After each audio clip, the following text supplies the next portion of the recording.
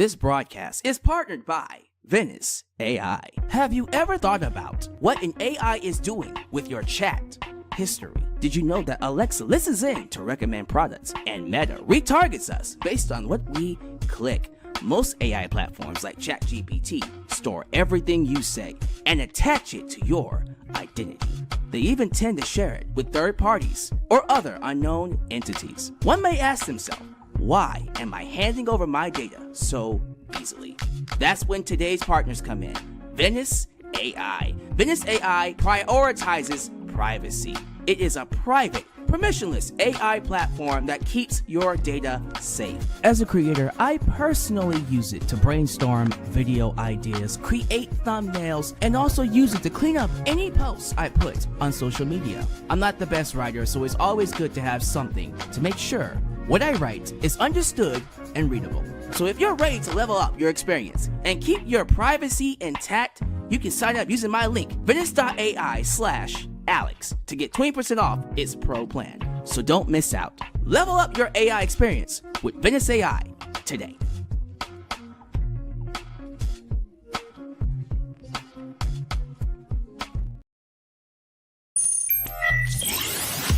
You have entered Alex's world, a safe space for wrestling fans like you.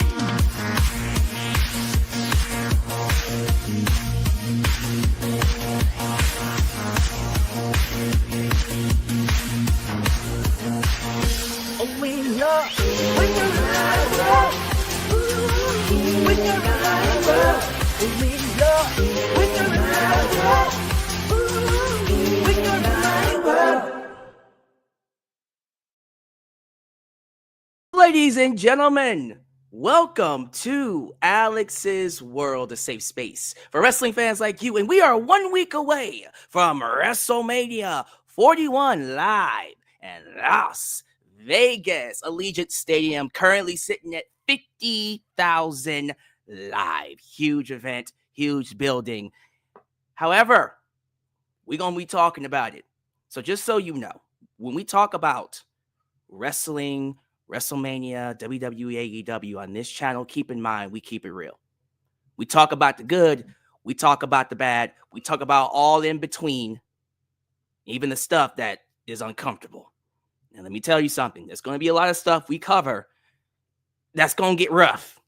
Because WrestleMania 41, while it has a lot of great things to appreciate, it's falling short in a lot of ways.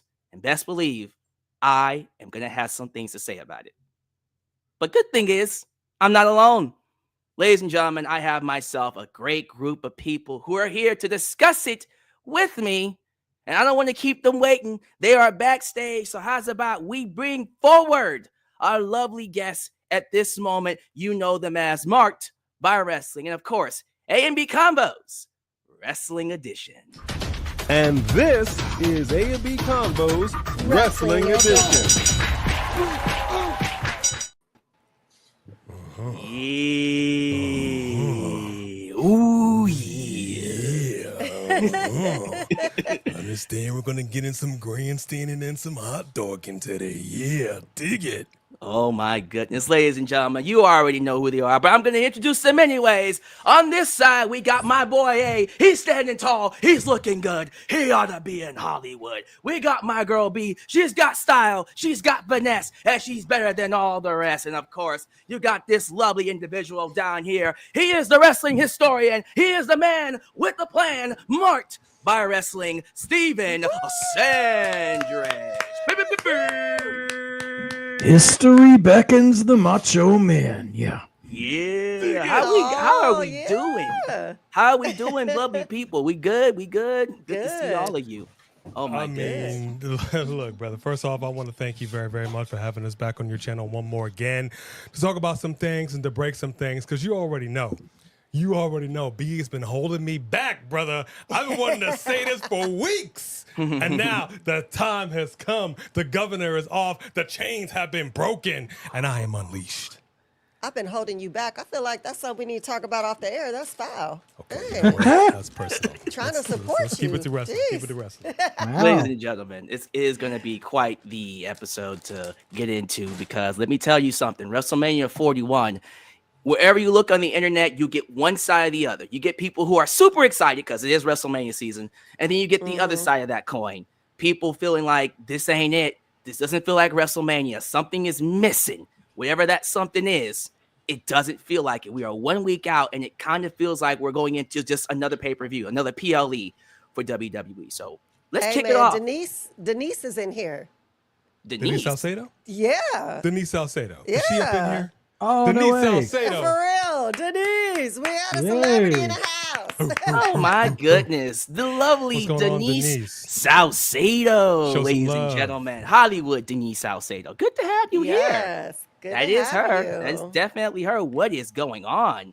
I did not expect to see her here. Hi, Denise. All right. We Would you love like you. to come We in? love No, you. she's probably too busy for that. No, like for real. If you guys aren't subscribed to Denise Salcedo, wait a minute. People are saying that's a fake account. Is that a fake account? Is it? Boo. Is El it? Grande Salcedo? It just says Denise Salcedo. How would you know if it was a fake account? Are we sure that's a fake account? Because Well, you can Oh, it click could be on a the fake account. username. It could be. And it'll take you to their channel. That's So- true. Oh, gotcha. well, y'all do some snipping. Do some snooping for me. Let's say if it's her or not. All right. Got us Boo, all it's a fake excited for account. nothing. Sorry, Denise. If you Right. are watching, if you are watching, we thought that was you. I do apologize. Well, this is a safe space for Right. all fans, right? Even fake people. yeah, and Even unfortunately, fake people. That's true. unfortunately, one of my mods did do the check. It's a fake account. Boo. Thank you, Shadow. I'll be sure to tell Thanks, without you. Shadow. I'll be sure to tell Yeah. Denise about that. She has a fan fake account. She gonna have it. She has an impersonator. All right. Oh all my right, lord! all All right, let's Now reel I'm it really back fired in. up. All right. Sorry about that. Let's Interrupt reel you it for back in. nothing. All right. So I would like to start things out with a simple question. How we feeling about WrestleMania season? And since A has had all the pent up aggression inside him for so long, I would like Mr. A to kick things off. Where's your mindset when it comes to WrestleMania? 1 week away. I'm gonna say it like this. It's the moniker is the grandest stage of them all. All right. I was showing B last night just a little snippet of WrestleMania 3. You had for me it was almost the pinnacle of WrestleMania. You had the superstars coming out on those mini rings. You had stars galore. This was right before the one we were watching was the Andre the Giant Hulk Hogan match. You had Bob Uecker. You had Mary Hart. It was star studded. It had a different feel. You know what I mean? And that's what I was feeling like last year. You know, it just all the pay-per-views, all the PLEs, and in any promotion, this is the GOAT. This is the one that set the stage. And I'm going to simply say, I'm sure it'll be a fine show. I'm sure the matches will be fantastic. My thing is, you really need to set the stage and set the bar and give the people the feels. And I ain't got it. I ain't got it. It's not there. What do you think, B? I ain't got it. Same thing. I mean, think about it. Like, we are actually thinking about going now, and because nobody wants our tickets, and we barely want our tickets. Like, we're not like, oh my gosh, we've got to go. Right. And that sucks. It's WrestleMania, and like, you know, I said what I said about The Rock coming in here with John Cena and like, oh yeah, I'm gonna start something, and we're like, oh my gosh, and then y'all just walk away. And I understand John Cena showed up a few times, fine, but where are you? Like, we are right here, and if you can't come because you guys have your Hollywood obligations, like he has said a million times, your phone is in your damn hand. And now it looks like, what, The Rock is even going to be here? Why did you even put your face in this in the first place? If you weren't going to commit to WrestleMania, you shouldn't have ever even got involved in this story. It didn't have to have anything to do with you. So that was weird that Speak you would on it. come in here, start something, not finish it, your big tease. And I'm just so mad. And I'm keep looking at his social media like, excuse me, do you know the date? Do you know what's going on? Oh, you don't care? So why did you put your face out here? So I'm salty. I'm salty about him. I'm salty about Cena's like half-assed commitment to this big heel turn. I just feel like we should be getting so much more. But that aside, I love what's going on with Charlotte and Tiffany. I loved the attack in the parking lot, the coming out in her street clothes and she was supposed to leave. I love what's going on with Bianca I love what's going on with Naomi and Jade. I'm actually excited about like everything else. I guess I'm just like their saltiness is ruining. Like when you have this plate, you got this dish, like Steven said, we trying to eat. And y'all just like threw the wrong ingredients in there and you're messing up my dish and you're putting a sour taste on the For you, meal. that'd be cilantro. Like, yeah, how I hate cilantro. You put cilantro on my burrito. Sprinkle cilantro on there. What you think, There you Steven? go. Yeah, you went to McDonald's and you took your cup and you put it in the fountain to get some Sprite, that spicy McDonald's Sprite. And turns out there wasn't any syrup in there, and it was just a bunch of carbonated water. And you're like, what's going on? We've all been there. The thing is, Oh, we're all talking about food. yeah, I mean, I admit I perpetrated a lot. Let the record show, at time of this recording, The Rock has done more to put over New Japan than he has WWE. Facts. Yeah. So the week before WrestleMania, and he didn't even do anything. He didn't even do anything. He was holding a Rubik's cube, wearing a New Japan shirt, and setting the internet on fire. And listen, if he shows up and he's like, The Rock has a big announcement, we're doing a partnership with New Japan, like that would blow my mind. I would spend weeks on Twitter just seeing people have meltdowns for fun. But that's not what we're talking about. I with WrestleMania, for me, I hear everybody's criticism, and I don't want to tell anybody how to have expectations or how to feel, all that stuff. For me, WrestleMania can be, and a lot of cards can be a lot like a variety of movies. You have like an event Marvel film where there's both high expectations and, AJ, we'll talk about this later, high delivery, or you have something that has high expectations and no delivery. But also what's forgotten sometimes is low expectations or disappointment going into something, and then something overachieves for you.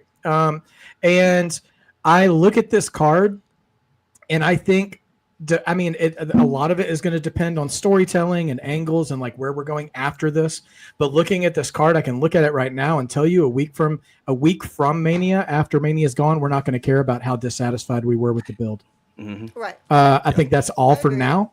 That said, I echo everyone's sentiments. I think there's multiple reasons why this build has been so dissatisfying to people. And I actually think that with one glaring exception, very little of it has to actually do with the booking and storytelling going into Mania.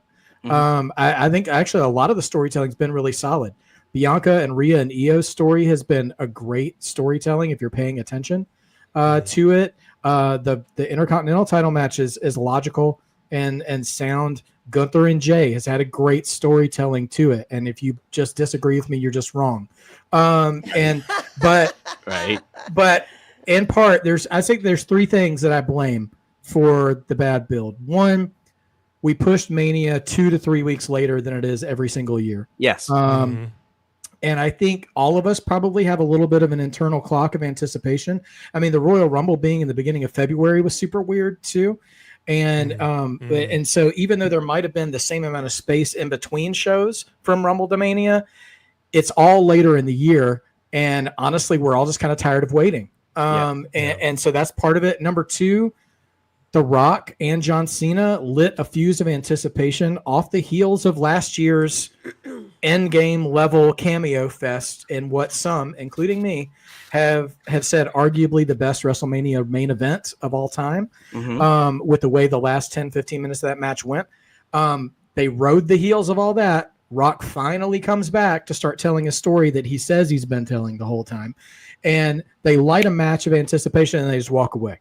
Rock went to go get a pack of cigarettes and never came back.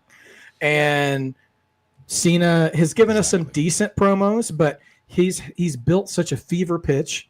Well, he didn't, but we built such a fever pitch to his heel turn that now that it's actually happened, how could it possibly live up to everything we had in our minds? And then lastly, to B's point, ticket prices. Like what TKO has done with the economy of how affordable it is to be a wrestling fan. I think they're taking it a step too far. I understand capitalism and all that stuff. And, I want them to be successful because I want them to be around. It's, obviously one of my favorite hobbies, but I think they're taking it a step too far. And I think they should learn the UFC is not is not the hot commodity it was 15 years ago. In the Rampage, Chuck Liddell, Brock Lesnar, the early John Bones Jones days, all that stuff. And it's still doing well for itself, but not what it was. And I'm fearful that if they dip too far into overcharging for everything like they are right now, that's going to come back to bite them.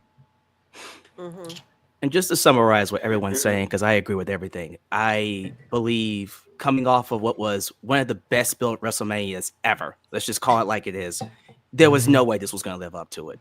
And unfortunately, what hurt it, on top of the fact that it's nowhere close to what it was, you don't have Finish the Story, you don't have The Rock, you don't have that big WrestleMania blockbuster match that is just going to sell out any arena. Again, we were hoping it would be Rock and Roman. We were wrong again. But at the same time, it's heel John Cena, something we thought would literally never happen. Literally thought would never happen. We got that versus Cody Rhodes. But still, like everyone said, with the economy, like I think at minimum you have to spend $1,500 to go to WrestleMania. That's not including the hotels. That's not including travel. My goodness, it was always going to pale in comparison. But with that being said, I do agree with the statement that Steven said. This idea of undersell, over deliver.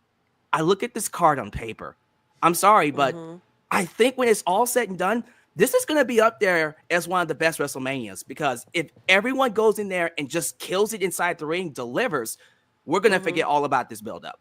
Like we did with WrestleMania 31, like we did with other WrestleManias that I thought going in were going to be absolute garbage. But afterwards, you're like, wow, that completely took me by surprise. That was better than I ever expected. And so fingers crossed that's what happens at WrestleMania 41 here. You know what I mean? Absolutely. We'll see. Let's see what happens. So if you guys don't mind, go ahead, B. I said, I hope that's the case. Yeah. Let's all hope that that's the case. If you guys don't mind, I would like to go ahead and get things started. Let's kick it off right, because B did bring up the one match she's looking forward to, and that will of course be Tiffany Stratton versus Charlotte Flair. Woo! For the WWE Women's Championship. I think this would be the perfect match to start things off. And if you don't mind, B, usually I would let ladies go first. I would like to go first on this one, and you can follow me. It's your show. Go right ahead. Because I got something to get off my chest about this feud. Let's hear Now, it. look here. If you would have asked me weeks ago who would have won this match, who do I predict winning this match, I would have instantly said Charlotte Flair, move on, next, and we wouldn't have a discussion about it. Sorry. We all know what time it is, and it's not Tiffy time. Sorry. Anytime, and I'm serious, like the last 3 years, what's been happening? What's been the pattern? Charlotte comes in, she gets the big push, she wins the championship, she holds it for a couple of months, and then drops it to someone, and what does she do? Goes away. Rinse and repeat. Goes away, comes back, wins the title, leaves, goes away, blah, blah, blah, blah, blah. And usually that's been the pattern under Vince McMahon. People thought it would be different under Triple H. You thought, because he's a big fan of Charlotte too. Probably even bigger fan because of who he idolizes, Ric Flair, the Nietzsche boy. Let's be real. And when she did that sit-down interview with Tiffany backstage, and she absolutely cooked her. Let's just be real. She cooked her. Made her look amateur.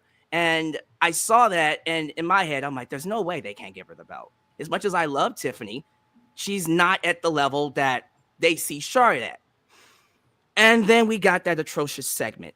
Let's just talk about it 2 weeks ago, where Tiffany brought up something very personal. And I'm not going to get too much into it, but let's just keep it succinct here. What she did when she brought up Ashley Flair's failed marriages, not Charlotte Flair's. Right. Ashley Flair's failed marriages was completely out of line. It was completely unprofessional. And for me, that would have just been carte blanche to find you in the back and do something to you. I'm just saying, back in the day, that's how they handled it. Absolutely. But Brett and Sean. I'm just saying, but the thing about Tiffany is, despite what she did and all it being personal, Charlotte, I think, looked worse from not just, personal standpoint, but from a professional standpoint. She cracked. She cracked in front of Chicago. And this is a WrestleMania main eventer. This isn't just your average female wrestler. She is one of 3 women to ever say, I main evented WrestleMania, which is, let's just be real. When is the next time we're going to be able to say that? I'm just saying, like, it might happen, but it's going to be rare. I hope I'm wrong. Knock on wood. But she is in a very rare position. She at one point was the highest paid female wrestler in wrestling that's been beat by Mercedes. But still, you got that because when the chips were down and they relied on you, you delivered. She didn't. She didn't. And look, it happens. People are human. But in the wrestling business, when you have that bad of a bomb, that's when you start to lose trust in the talent. And I don't know what's been going on with Charlotte. She has not been delivering the goods at the level that I expect from her. And so after that segment, I started to waffle. I started thinking, is it a good idea to put the belt on her? And just to get right to my prediction, if I'm being honest with you, I think they're still going to keep the belt on Tiffany. So that is the surprise. And that's why I wanted to go first. Because, again, if it was weeks ago, I would have said Charlotte Flair. Wrap it up. But now, after that segment, I don't know if Charlotte's mentally there yet. And I think what's going to happen, they're going to keep the belt on Tiffany and either let Charlotte find her way again and get back to where she was or send her on a break. I don't know what's been going on with her, but she hasn't been delivering. And I don't feel confident that she's going to win, especially after seeing her beat up Tiffany this past week on SmackDown. I'm thinking, okay, they're clearly setting up Tiffany to look like she's going to lose, which is WWE's way of saying, get ready for a swerve, brother. So, brother. My prediction is Tiffany Stratton retains. Shocker. I know. B, how you feel about it? Yeah, it's interesting because really I was kind of thinking the same thing because, like you said, they're rarely do they have someone looking this strong and then also have them win because that's kind of burying Tiffany. But also, I can't imagine her disrespecting Charlotte to that level, and then Triple H telling her to lay down to her and take the L. So I think that Tiffy might retain, but it would be because of a disqualification because Charlotte Flair gets so crazy and out of control and starts putting her hands on everybody, and so they call it disqualification. So Charlotte looks strong, but they don't take the belt off of Tiffy because I don't know what that would do for Tiffany at this, unless somehow they have some more interaction between now and then where Tiffany is looking really, really strong. Then maybe I would feel differently. But because of, like you said, like that's their way of saying this person looks like there's no chance, and that's what they do. So I agree that she's gonna retain, but it's not gonna be because she pinned Charlotte. I don't see that happening. I see it being some kind of disqualification. Right. Maybe even a fluke victory where she rolls her up. She didn't expect it. Who knows? Right. Yeah. And what do you think, puts eh? her feet on the rope or something. Right. I'm gonna be honest with you. Like you said, I'm not exactly sure what's going on with Charlotte Flair right now. I know she's got a lot going on up here, but I would say right out the gate, from the moment she came back to this very moment, this is not the same Charlotte Flair that we've seen over the last several years. No. And I don't know why.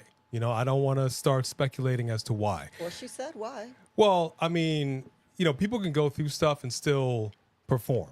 You know what I mean? Everybody has a bad day, but she's been having bad weeks. Yeah, she's just not been the same Charlotte Flair. I think she's depressed. Yeah. She's not there. She's not there. So my thing right with this feud, if you want to call it that, is it's giving me, and I hate to say it like this, but it's giving me old school. And on one hand, old school Taker when he was basically retired and he would just come back right before Mania to pick a feud just so we had a Mania match for Taker to do. And you would manufacture something and just let me just pick somebody. Okay, let's just get into it for a few weeks and then we'll have a good match and then I'll go home and I'll see you next year. I feel like they're doing everything they can to try to get interest in this match, just like we saw with this parking lot situation. Yeah. You even had the Street Profits out there. I mean, kudos to whoever, however that happened. Fantastic. Loved it. I'm glad you're doing something. I'm glad to see you trying to do something to get eyes on this match. Otherwise, this feels a little manufactured. This doesn't feel as organic as it could for me. And I don't know why that is. I've been thinking about this for the longest time.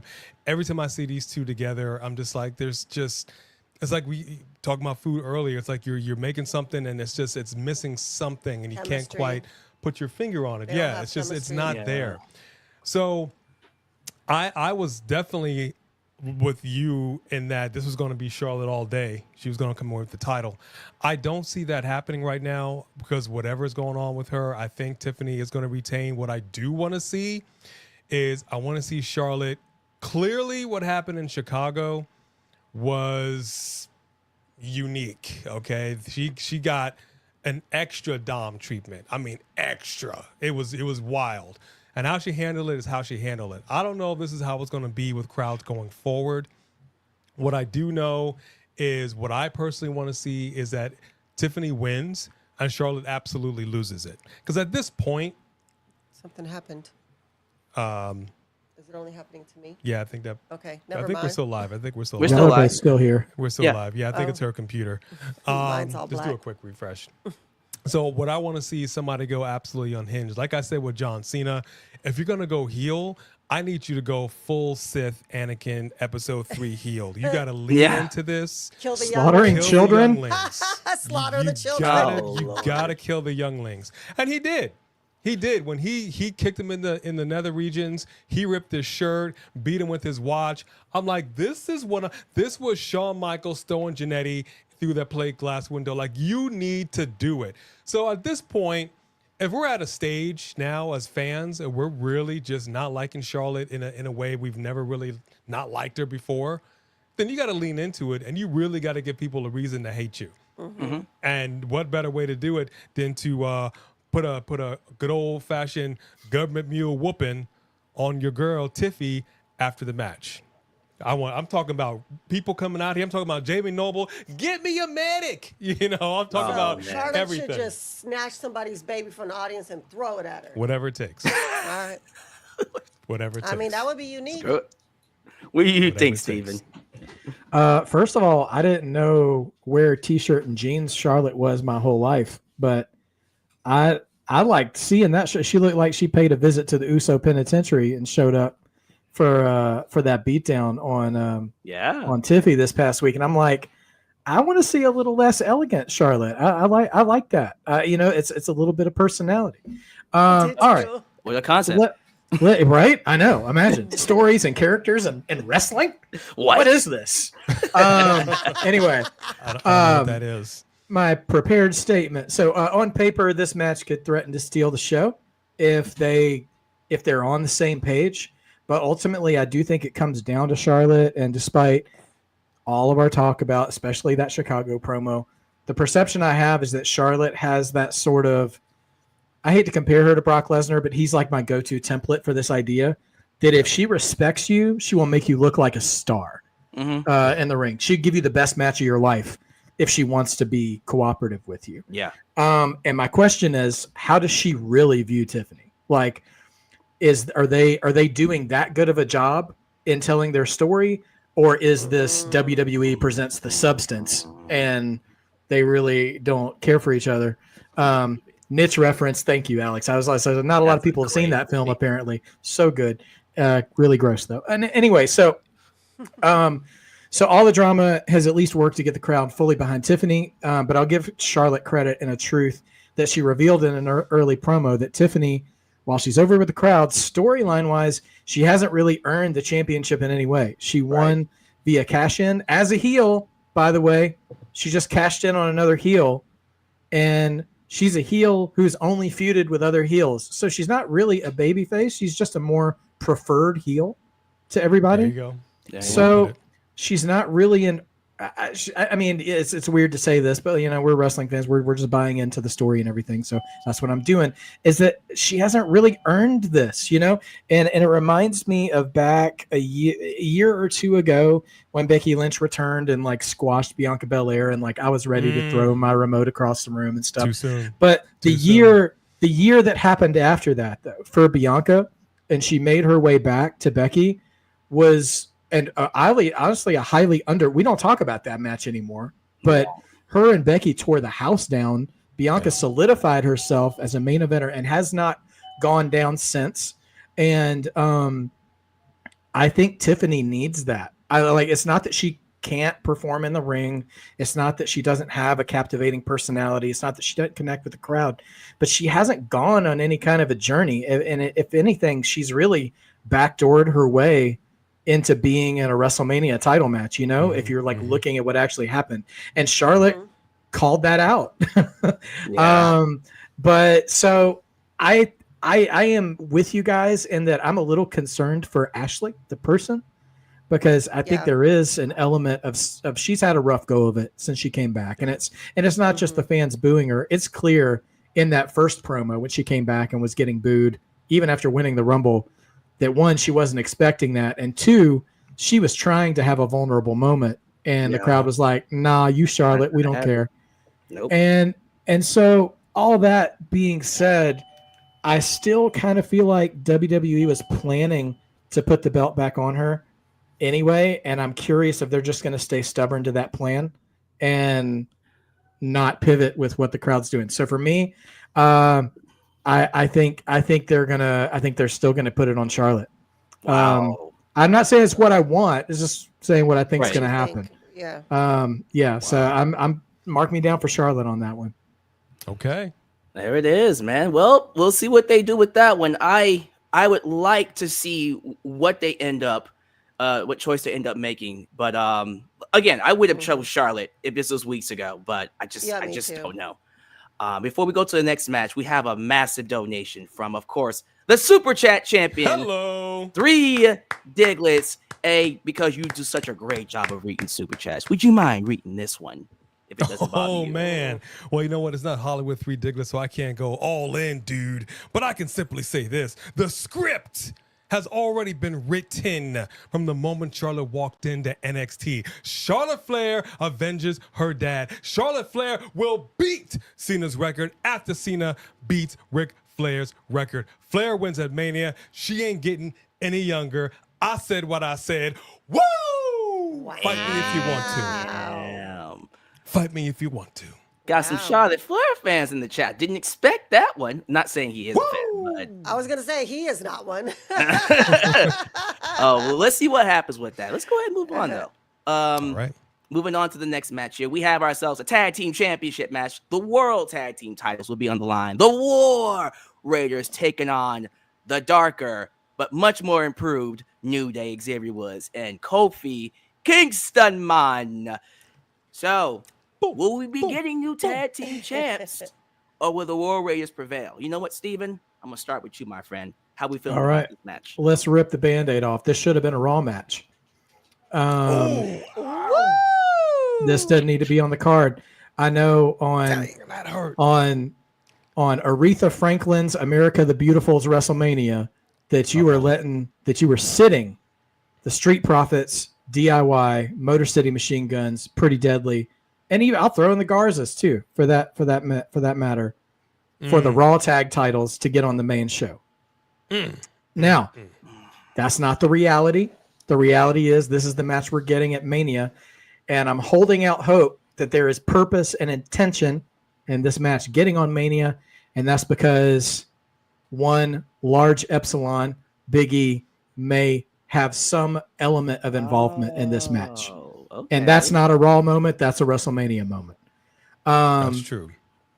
Eric and Ivar both have history of neck issues, as did Big E. That being said, we had a great chance to capitalize on the New Day's heel turn. They were getting those Dominic Mysterio boos after the initial heel turn, and then in the beginning, but then they just got relegated to the international Netflix Raw commercial break promos for some reason.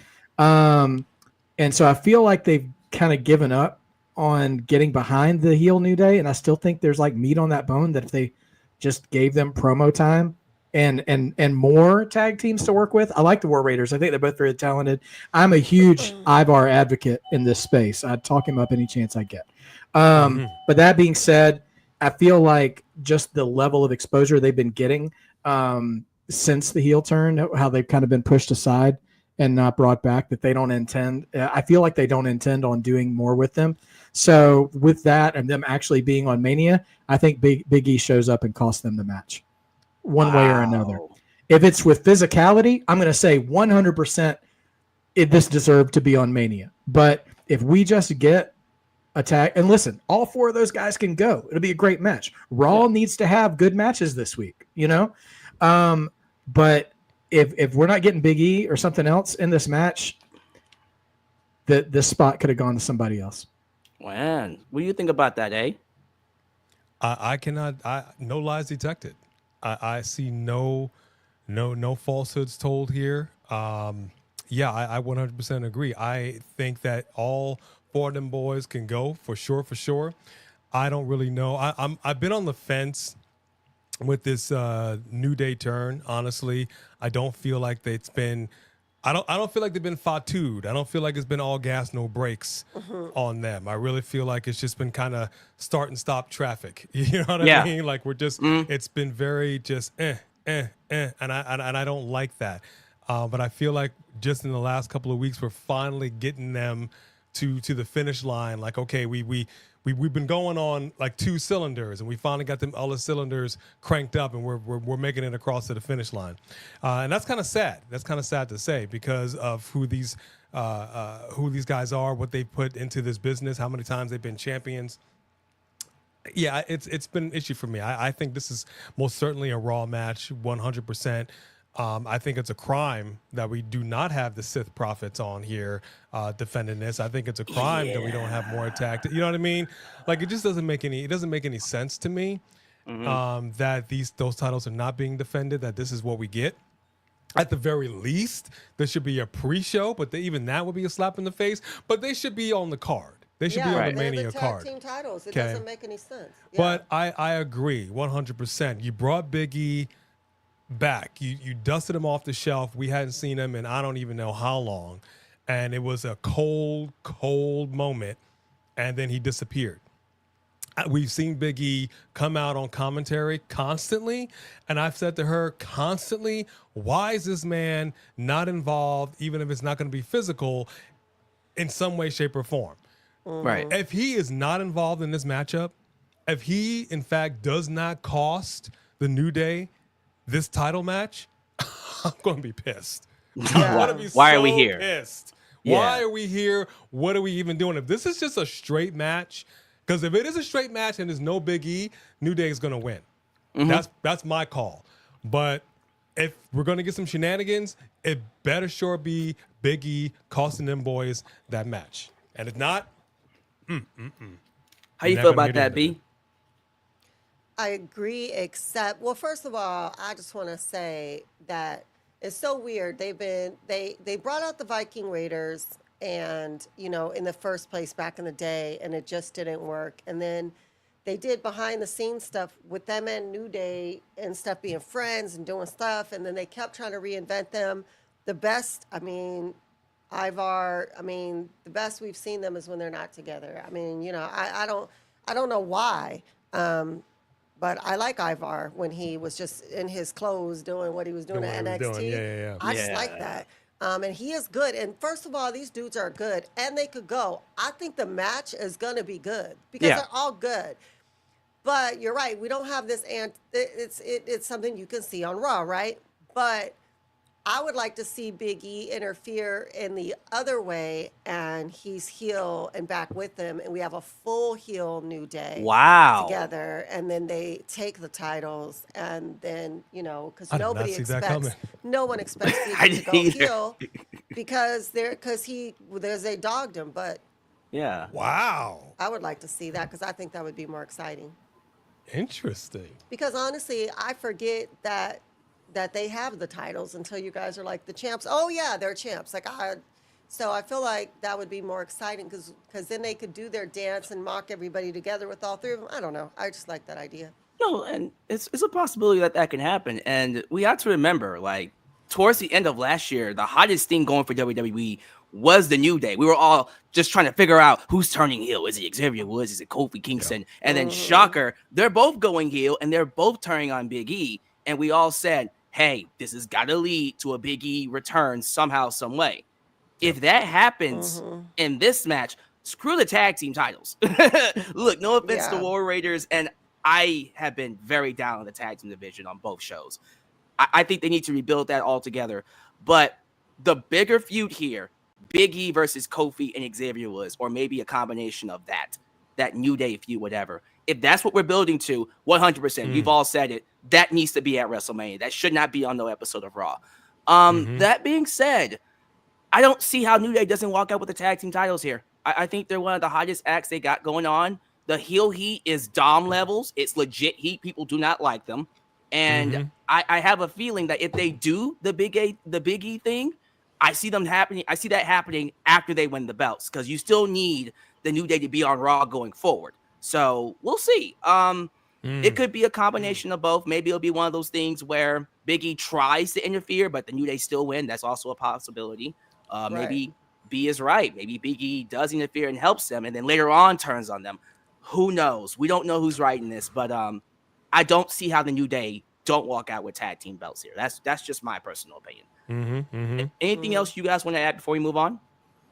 Go ahead, Steven. Yeah, well, real quick, I just want to let the whole chat know, if you heard a doorbell, that was my fault. I've got a channel mascot who's been really pushy about trying to go outside.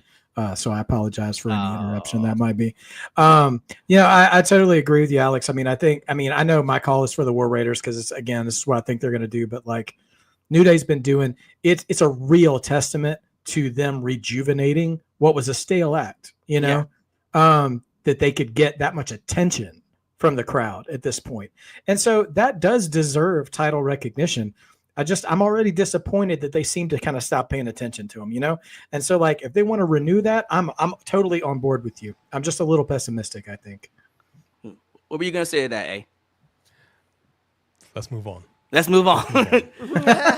In all honesty, I think this match might be one of the best built matches on the entire card. And it's not even in the main event. It's a mid-card match. Jade Cargill versus Naomi. The buzz, the discussion behind who attacked Jade Cargill was hot for months. We were going back and forth with it at the Royal Rumble when we did this. Like, we were just like, I think it's Bianca. And y'all said it was Naomi, and you were absolutely right. You got it right. You nailed it. But now that we know it's Naomi, how we feeling about the match overall? You know what? Since this is about the ladies, I'm going to start with the lady. B, who you got winning this match? This is so hard for me because I feel like we know since Jade got here that their whole point was to put her over, and that this whole thing was to put her over, for her to get her revenge. It'd be weird for her to go all the way to WrestleMania, be the one who was attacked and lose. But my gosh, I want Naomi to win so bad. I'm so for this Naomi. This is the hottest Naomi we've ever had. I love seeing her. She gives me chills. About to buy me a caution shirt. And I want Bianca to come out and help her. And I want them to be a heel faction so bad.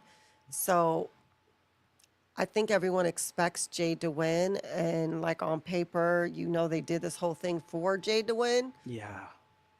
And even though I don't think I'm right, I'm going to go with my girl Naomi, because maybe I'll wish it into happening. Manifest it. Manifest it to happen. Yes. You know what? Hey, if you don't mind, I usually let you go next, but you mind if I take it here? Because I love what B just set up. Because B, I am 100% right there with you. I'm sorry. After that promo, the first promo Naomi cut, when she said, proceed with caution, I said, you know what? Give her the belt. I don't care. Give her the belt. She is amazing. She is killing it. I was not expecting her to be this good of a heel. Everything she's doing, from her facial expression, she's completely changed everything about her. From feel the glow to proceed with caution. Do you understand the vast change she has to make to become that character? And a flip on like what? When did she do the heel turn? Like a month ago? Oh my goodness. If that. Yeah. My girl Naomi is showing her best self right now, and I think she needs to be rewarded for it.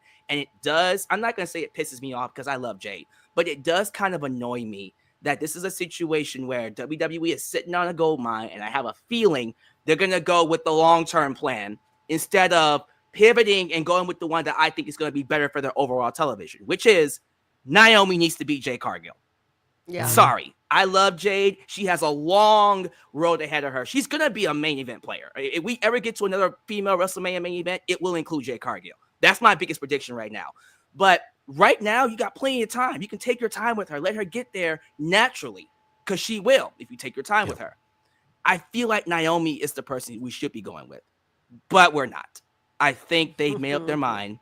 They want Jade Cargill to be that person. They're going to make her that person. And so, yes, I do expect Jade Cargill to win this match. That being said, if what I hope to happen, rabbit hole down here, we're going down the rabbit hole, if Bianca is the one that orchestrated this attack, how awesome would it be if Bianca came out, revealed she was the one that orchestrated and helped Naomi beat Jade here? Yep. Ooh, do you know what that would do? That would set up so many great things, not just for Jade, because, oh my God, you make her the most beloved babyface. Now she gets to take down 2 massive heels going forward. But Naomi would be, oh my God, because you set her apart from not just Bianca, but also Bianca deserted Naomi. Think about that for a minute. Naomi got deserted by Bianca, and now she's a whole new different monster. So now you create a monster heel in Bianca and another monster here in Naomi. Oh man, I want it to happen, but I don't think it is, unfortunately. So my prediction is Jade Cargill, unfortunately, as much as I love her. What do you think, A? Well, then going with what you just said here, we're talking about these 2 ladies performing on separate nights, night 1 and night 2. They can't perform on the same night if that's going to happen. Right. So it would have to be on separate nights. This Naomi, look, first and foremost, I don't know where this girl has been. Okay, my whole life, my whole wrestling life.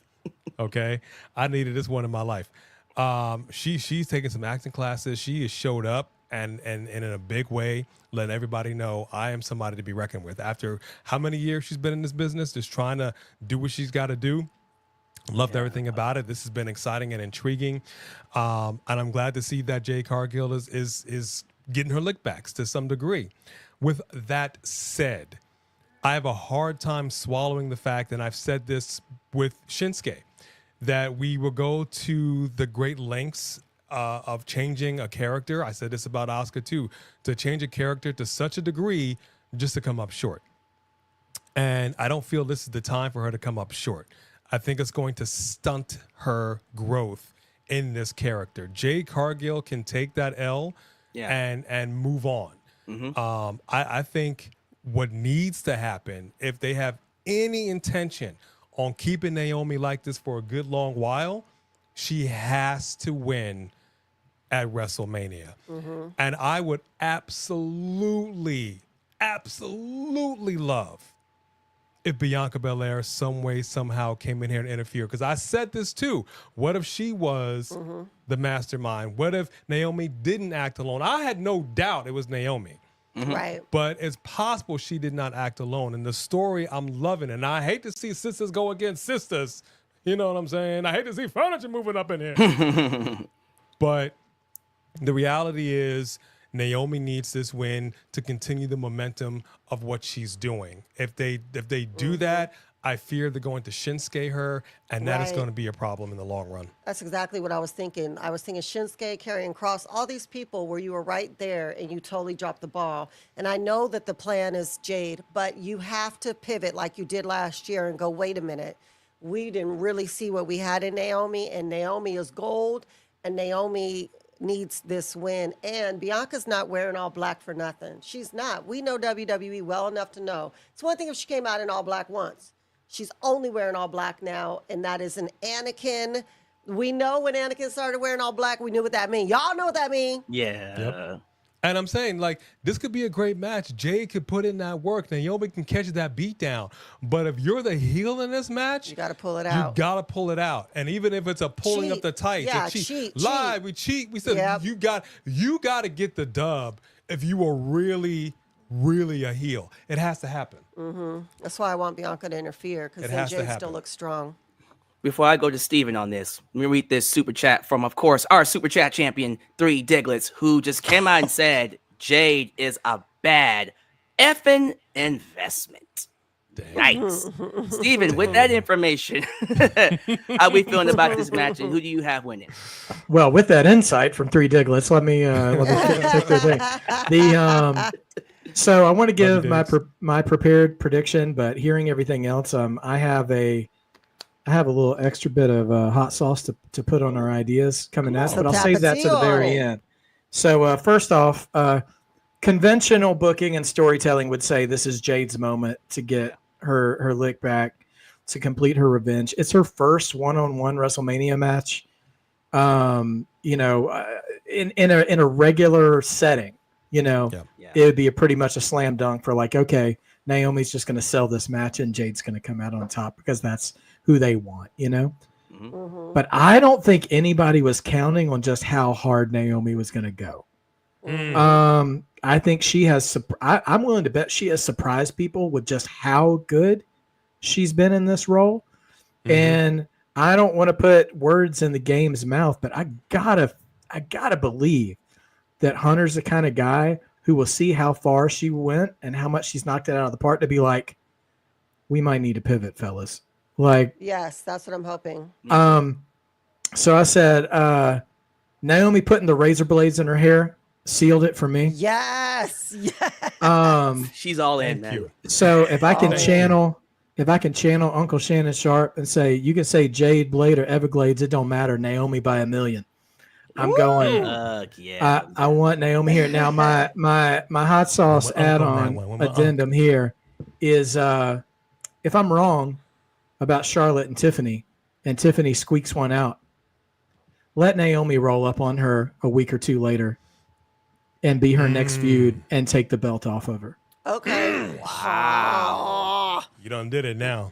Oh, you done said it now. And if her and Bianca are both heels, let Bianca take that title too, and then they can run women's wrestling. And then they both had the titles.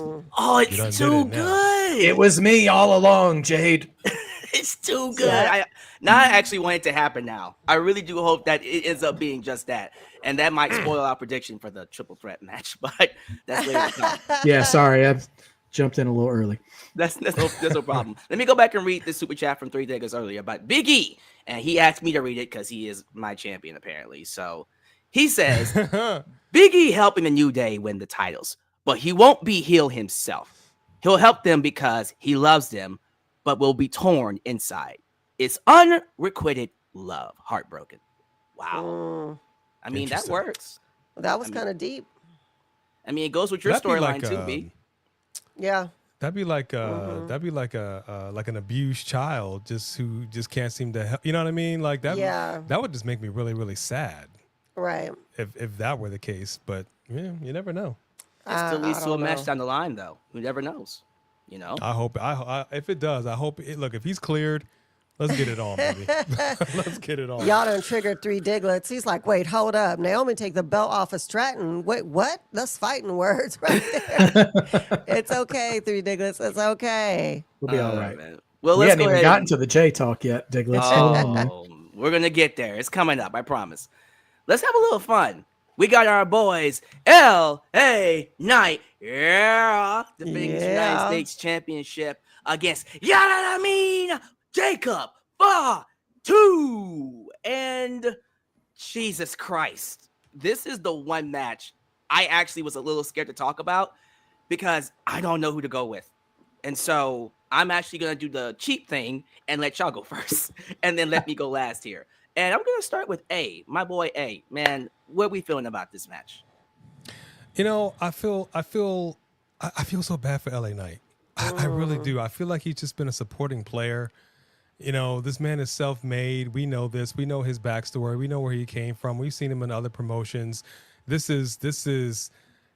at his pinnacle. You know what I mean? At whatever age he's at right now, he's at his pinnacle. And it is amazing. And it's amazing to see that he is the United States champion again. But I also feel like it's crazy that he's playing in some respects second fiddle to the Samoan Werewolf. I know they're doing everything they can to build Jacob Fatu into this absolute monster. And I'm going to tell you, with all due respect, Jacob in a short span of time has earned it. He has been able to take his spot and make it his own in a way that you rarely see somebody do in such a short span of time. Right. So it's been amazing to see. And I just don't like the idea that we got LA Knight just doing whatever he's doing and coming out and trying to help. Like, I don't know. I feel like LA Knight should be getting a better rap than he's getting right now. And I almost feel it's weird because I almost feel like they're kind of Io Skying this situation. Like Io Sky is your literal world heavyweight champion, and I feel like she's the towel boy. She's the third wheel. You know what I mean? You know what I mean? A third wheel for like, sure. I'm here to help these two people, but I'm the champ. Right. You know, I'm the champ, and I'm here to help Jacob Fatu, and it just feels weird to me. And my heart really wants LA Knight to put a whooping on Jacob Fatu, but everything that we've seen makes it seem like that's not a possibility. Like you had this, I'm not finished with you yet guy who just gets beat down, who's been lana'd week after week after week by Jacob Fatu. At the end of the day, this belt's going on Jacob Fatu. Man. Do It's you going agree? on Jacob Fatu. Do you agree, B? No. Whoa. I You don't agree with me. I thought we was one. I disagree with you, accord. homeboy, already. She said, "Nah." disagree with you, homeboy. Nah, not today, player. So here's the thing. Jacob Fatu has looked really, really strong, and he looks so unbeatable. But if you've noticed, Solo and they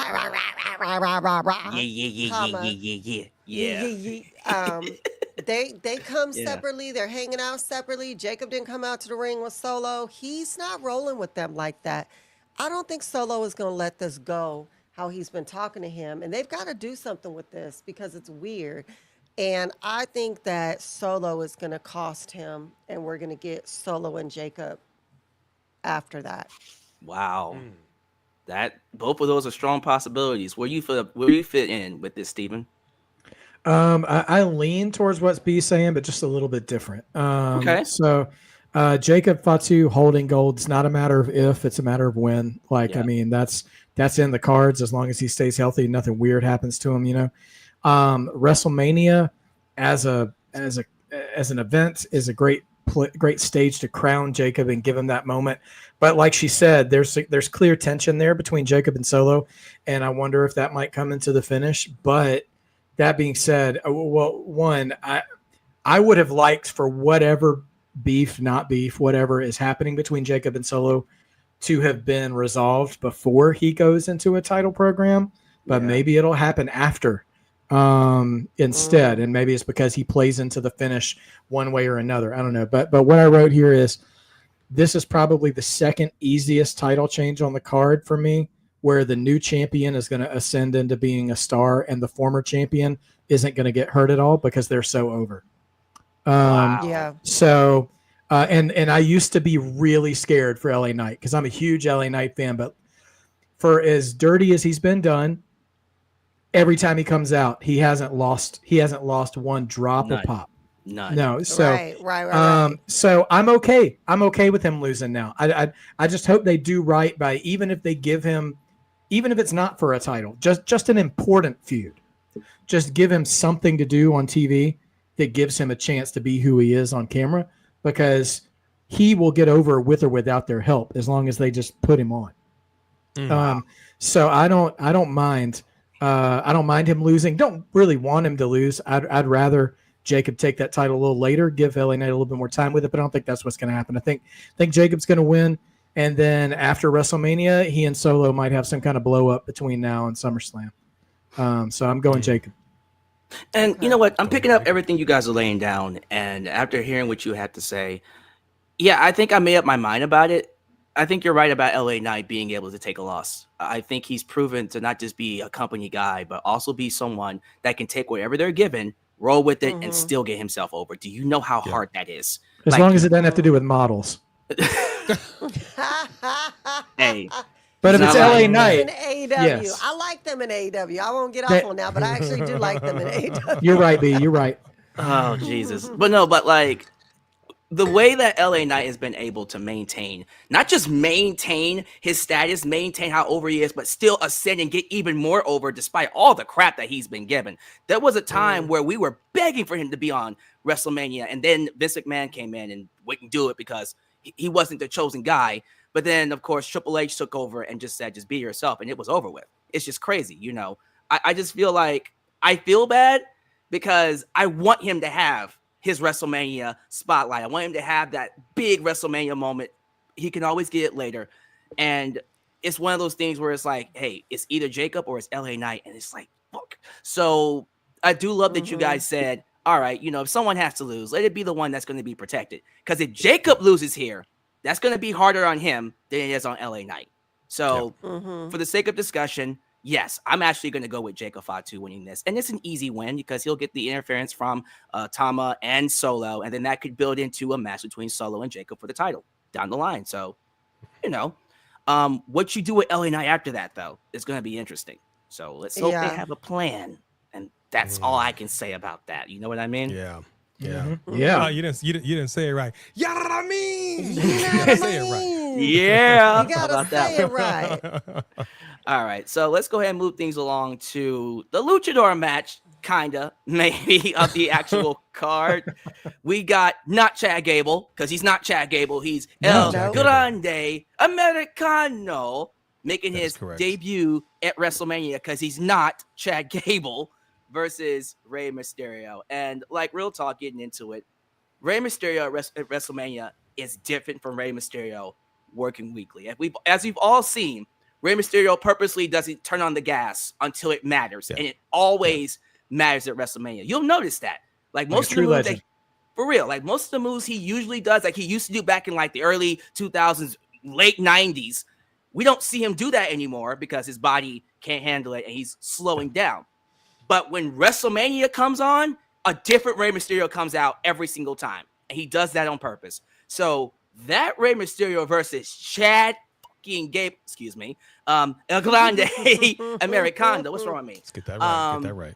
But you know what I mean? Like, these two talent on their A game at WrestleMania, we got ourselves a sleeper hit because no one's expecting anything out of this match, but I am. I'm expecting a lot out of it. This is clearly leading to a Chad Gable loss, not a victory, because they're setting it up that way. And Chad Gable, just like Jacob Fatu, is someone that can take a loss and keep going with it.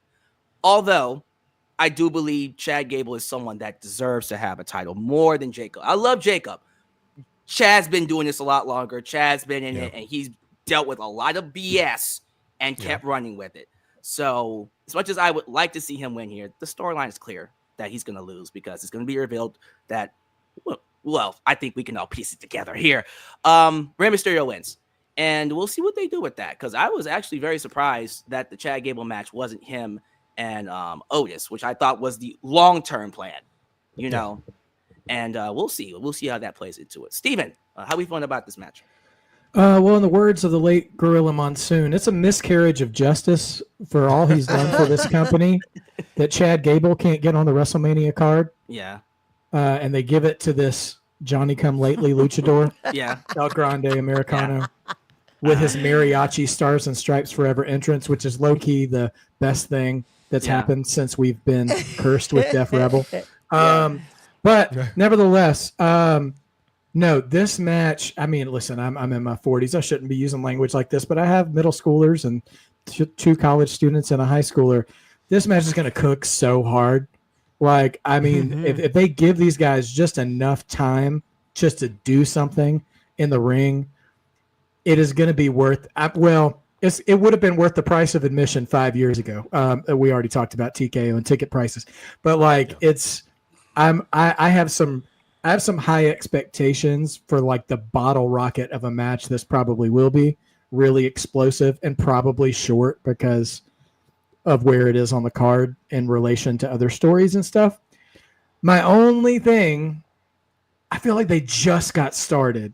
And again, I don't know that they were counting on how reactive this story was going to be with El Grande Americano. Right. Which I'm calling him by his lucha name, his God-given lucha name. I don't want to disrespect his heritage. That's right. Clear on that. No, absolutely. I mean, El Santo did not, pave the way for us not to refer to him by his true lucha name. So I'm gonna tiptoe out on the edge and call for El Grande Americano. I do. Listen, the story is the story, but I think you might be right, Alex. I think Otis might be the final play. Yeah. Now, what I was waiting for to happen to ensure that Rey was going to win was that it would be announced to be a mask versus mask match. Okay. Yeah. And I think that's probably the period on the end of that sentence is putting him in a mask match to where you get that moment, you know? Yeah. So I'm really just I'm what did Deadpool call it? An educated wish. It's my educated wish that we get maybe a couple more months of El Grande and maybe one of those in between PLEs before SummerSlam. Otis and El Grande can blow it off, and we can have mask versus I don't know something for Otis to put up in a stipulation and give us that moment. It could main event a Raw even the week of a PLE. But yeah, like let's let them cook. Let's let Rey bring his WrestleMania game. Let him dress up like a superhero he hasn't dressed up like yet. And maybe dress up like Dr. Doom. Has he ever done Dr. Doom yet? Anyway, so Nope. yeah. So anyway, I'm low-key excited for this one. This is one of those things where it's like, oh, WrestleMania build is mid, blah, blah, blah. I'm like, guys, you're going to get these two dudes at WrestleMania on this stage. Yes. Like, they are going to give you something. You are not going to want to get up and go get snacks during this match. Mm-mm. No. This is going to be, like I said, a bottle rocket of a match. They probably won't get, they ain't going to get 20 minutes. They'll probably get like 9 or 10 probably if we're lucky. But those are going to be fire. And I can't wait to see it. I'm hoping that they stay safe and healthy and all their spots, just do exactly what they want to do because I think they could be a lot of fun. Because Rey is also small enough to make El Grande look like Brock in throwing suplexes. Mm-hmm. Because he's strong enough. He's strong enough to deadlift Braun Strowman. So, like, we could see some real exciting graps, as my friends across the pond call it. So, I'm looking forward to this match. It's short for grappling, I guess. I don't think that's Gotcha. Anyway, so I'm calling for El Grande. I'm hoping that's what it goes. So at least we still get the character for a little bit longer. And if he loses and is still the character, then whatever, all good. I'm just ready. I just want the bell to ring. To be honest, like I just want to see that. Me too. One for Rey, one for El Grande. B, where you headed? El Grande. Wow. Okay. Because Rey has already got all his WrestleMania moments. Rey is already in the Hall of Fame. Rey doesn't need a WrestleMania win. Not Chad. El Grande. Yeah. He's been coming up short, and people also are like, no, give him a win, give him a win, give him a win. I think that that he needs a WrestleMania win for his career. And I mean, even though it's a new career, I think it would be good. But if he doesn't, what I would love to see is Otis come out in a mask, I was thinking about and that. act like he's not Otis to interfere, and that would lead to their mask versus mask, and him whatever. I would love to see that ultimately somehow. So if that doesn't happen at WrestleMania, I think that would be so funny for an Otis to come out in a mask and act like it's not him. El Trenta Americano. Because he's larger. Right. Larger than Grande. Larger. Okay. We got 2 for El Grande Americano, 1 for Rey Mysterio. Where you headed? I gotta tell you, there are some factors that could play in here that I'm wondering if they're gonna do it. We see all the time we've got people who are part of factions, and I like to see the factions come out and support whoever is wrestling in the ring. I like to see him around the ring. I like to see him get involved in some degree in the match. I think people need to keep their face, especially now. We're trying to do something with Zelina Vega. I know she's kind of been separated a little bit from LWO. I would love to see her come back out here. I would love for Diamond Mine. They will always be Diamond Mine to me, but American Made come out here. I wouldn't mind seeing the Otis and company, like the Bebes, come out here and do something. There's a lot of cooks in the kitchen and a lot of ways that this can go. But Rey's had his Mania moments. Rey's had his time. Rey can still go. The fact that he's even still wrestling to the level that he is, like you said, he's not doing it like he was in the early 2000s. But the fact that he's going right now and doing what some of these youngsters still can't do, that says a lot about Rey Mysterio. But since it's El Grande, can I call him Shorty G? Can I say G? I don't know if I can say El Shorty G Grande. I don't know. Man. But I feel if this is a straight match, if there's not going to be any kind of craziness going on or whatever, which I'm not even 100% sure if they would or if they wouldn't, I think El Grande is going to go over on this. I really do. I think this match is going to be absolute fire. You've got a star luchador in here. We already know that whoever is underneath that mask can go in that ring. He's already demonstrated that whoever's under that mask. It's a mystery. Ring.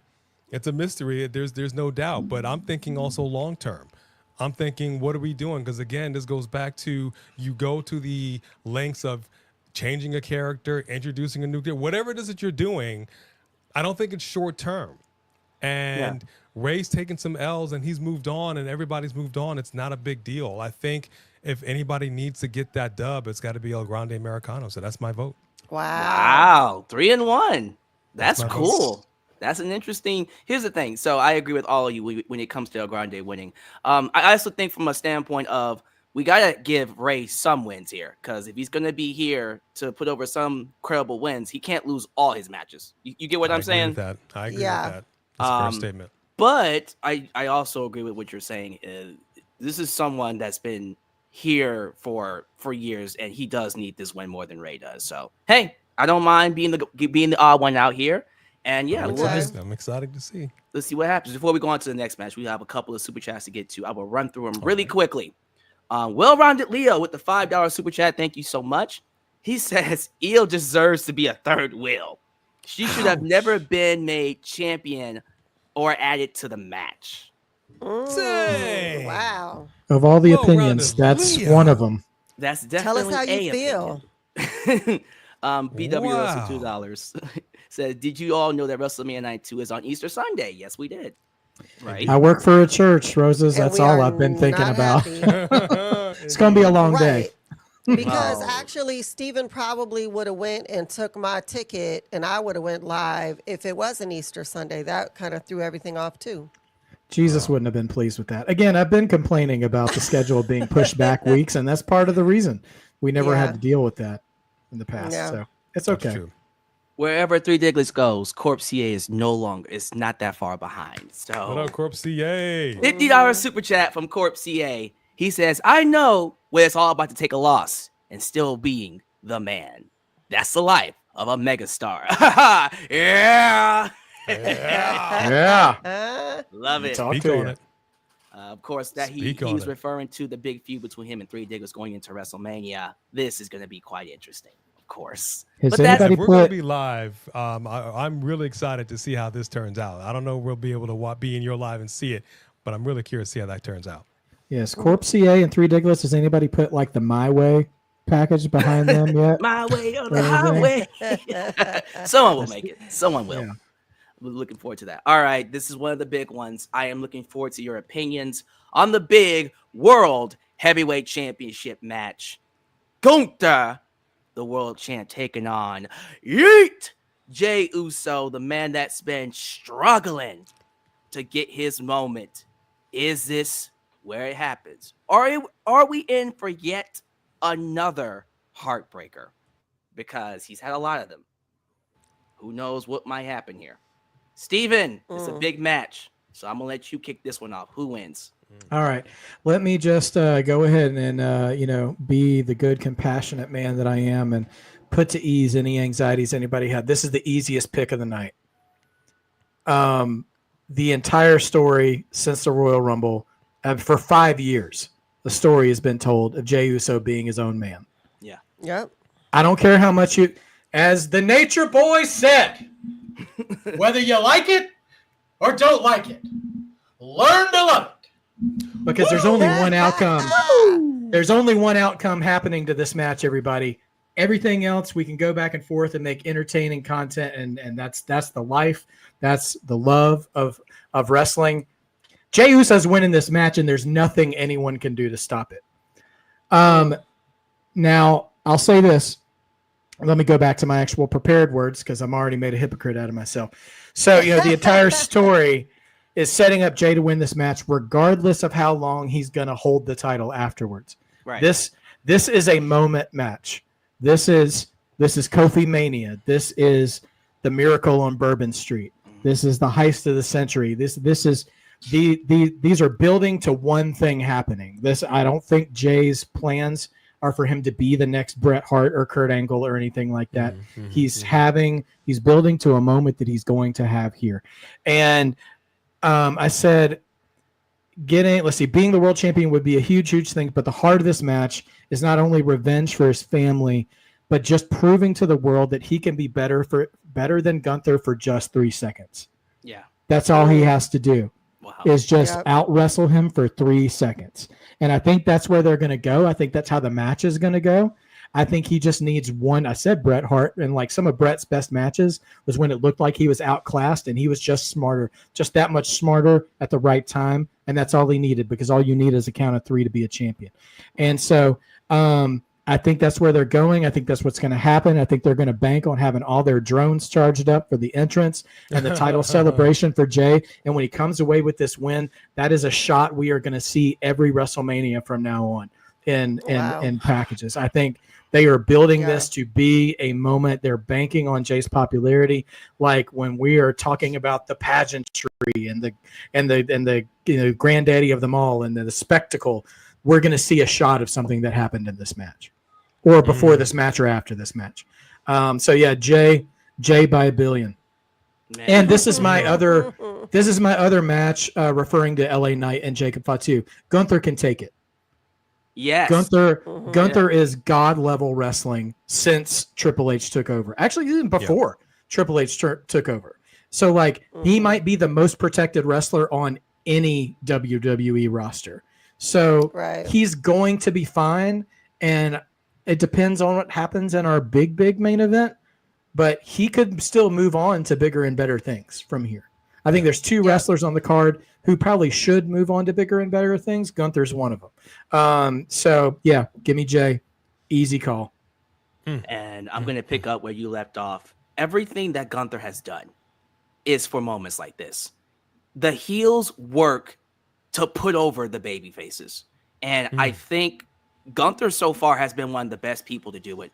He did it for Sami Zayn last year. We can debate whether or not it should have been Sami Zayn, but he did it for Sami, and he's going to do it again this year for Jey Uso. Easy prediction. It's got to be Jey. It's got to be Jey. I personally would think Triple H would have failed his job if he doesn't get the belt here to Jey. I've been calling for Jey to win the world title for years. Matter of fact, last year when he fought Damian Priest, I wanted him to win the title then. I was in your live chat, A&B. I was screaming, calling audible, give him the belt because of the reaction he was getting in France. One of the greatest reactions a babyface has ever gotten. And he maintained, like LA Knight, he's maintained that momentum ever since. And I would be disappointed if we didn't stick to the script here, unlike Charlotte and Tiffany. I would love for them to stick to the script here and just do what everyone wants. Everyone wants Jey Uso to win the belt. You already know when he does it, the place is going to explode. Imagine 60,000 people yeeting while he's up there carrying the belt. It's going to be a great moment. And that's what WrestleMania is all about. That is what these people are here to do. And it's time for Jey to have his moment. So easy prediction. Go ahead. As I say, imagine him going back to France as world champion. Man, they ain't ready for that. They ain't ready for that. But hey, baguettes flying all over the place. Yo, hey, we ready for your prediction though? Yes, sir. I will simply say this: what happened the other week on Monday Night Raw needed to happen. If it hadn't happened, I would have said Gunther would be coming away the winner. Jey has played his part as a guy with no confidence. He was basically Rocky Balboa in Rocky 3 after he got beat by Clubber Lang. He had nothing. He had absolutely nothing. And it just needed to happen in order for him to get his mojo back, baby. Yeah. So the reality is he needs this moment. Gunther, like you said, can take the L. He can move on. There's no way in this world you're telling me we got to this point, this crescendo of having his twin brother beat down in front of him. No way. To come to the big dance to once again get beat down by Gunther. To come in here, but I'm going to say this much. It's not just about the win. I think that's an easy call. Yeah. Like I said with Charlotte, I expect a different Jey Uso to show up.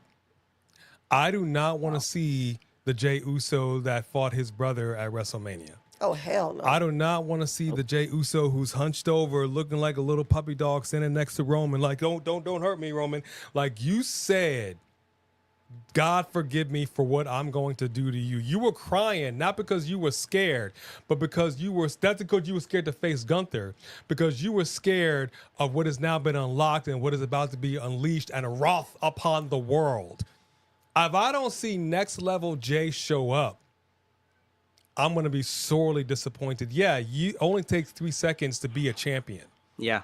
But I want you to be a champion with some confidence. Right. I want to see a Jey Uso walk in here, man, and get this crowd like, okay, I don't know what's going on right now, but Jey Uso looks. I want to hear Gorilla Monsoon, and like you said earlier, Steven, in my head when Jey Uso comes out to that ring. And I don't even care because I know Gunther's a beast. Walter's a beast. We know this. And we know this is not going to be an easy fight. They built this up. This is one of the best things that I've seen built in a while. So for this match, for my money, all day, you've had me locked in. And I demand to see a next level Jey Uso get that belt. How we feeling, B?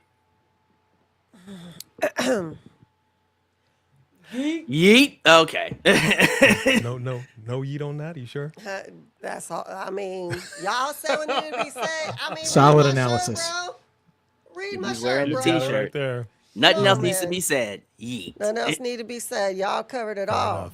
Fair enough. Fair enough. Super chat champ 3 Diglets here.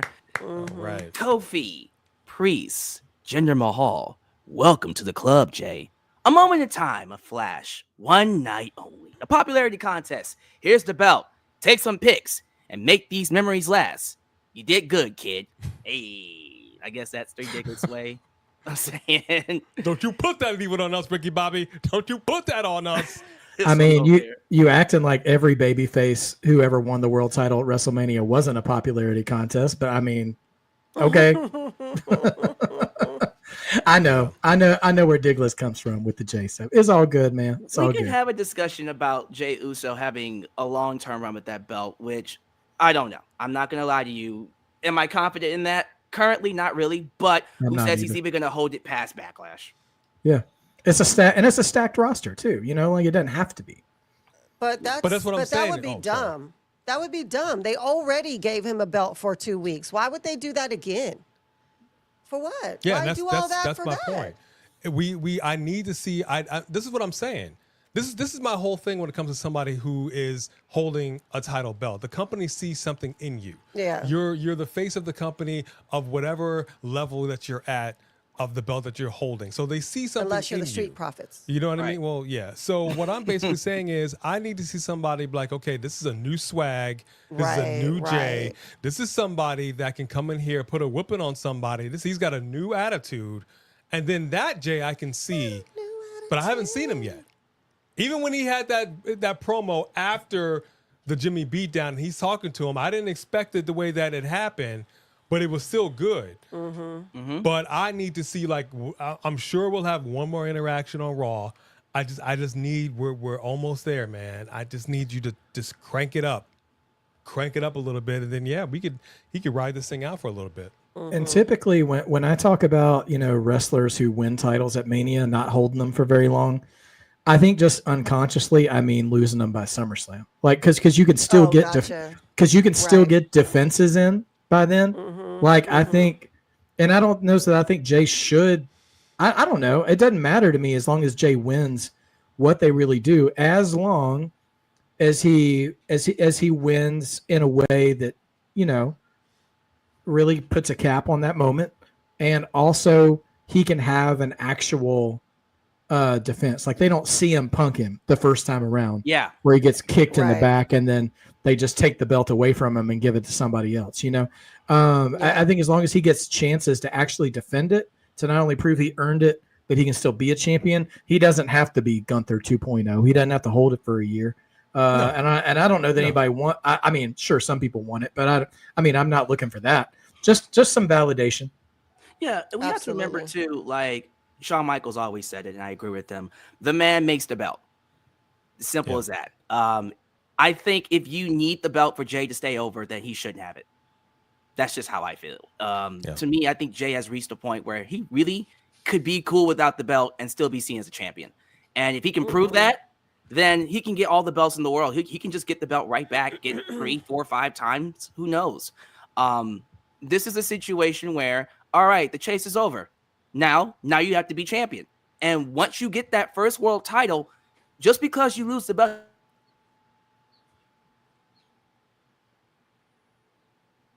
he will always be a world champion. Does that make sense? There you go. Okay. Yes. Yeah.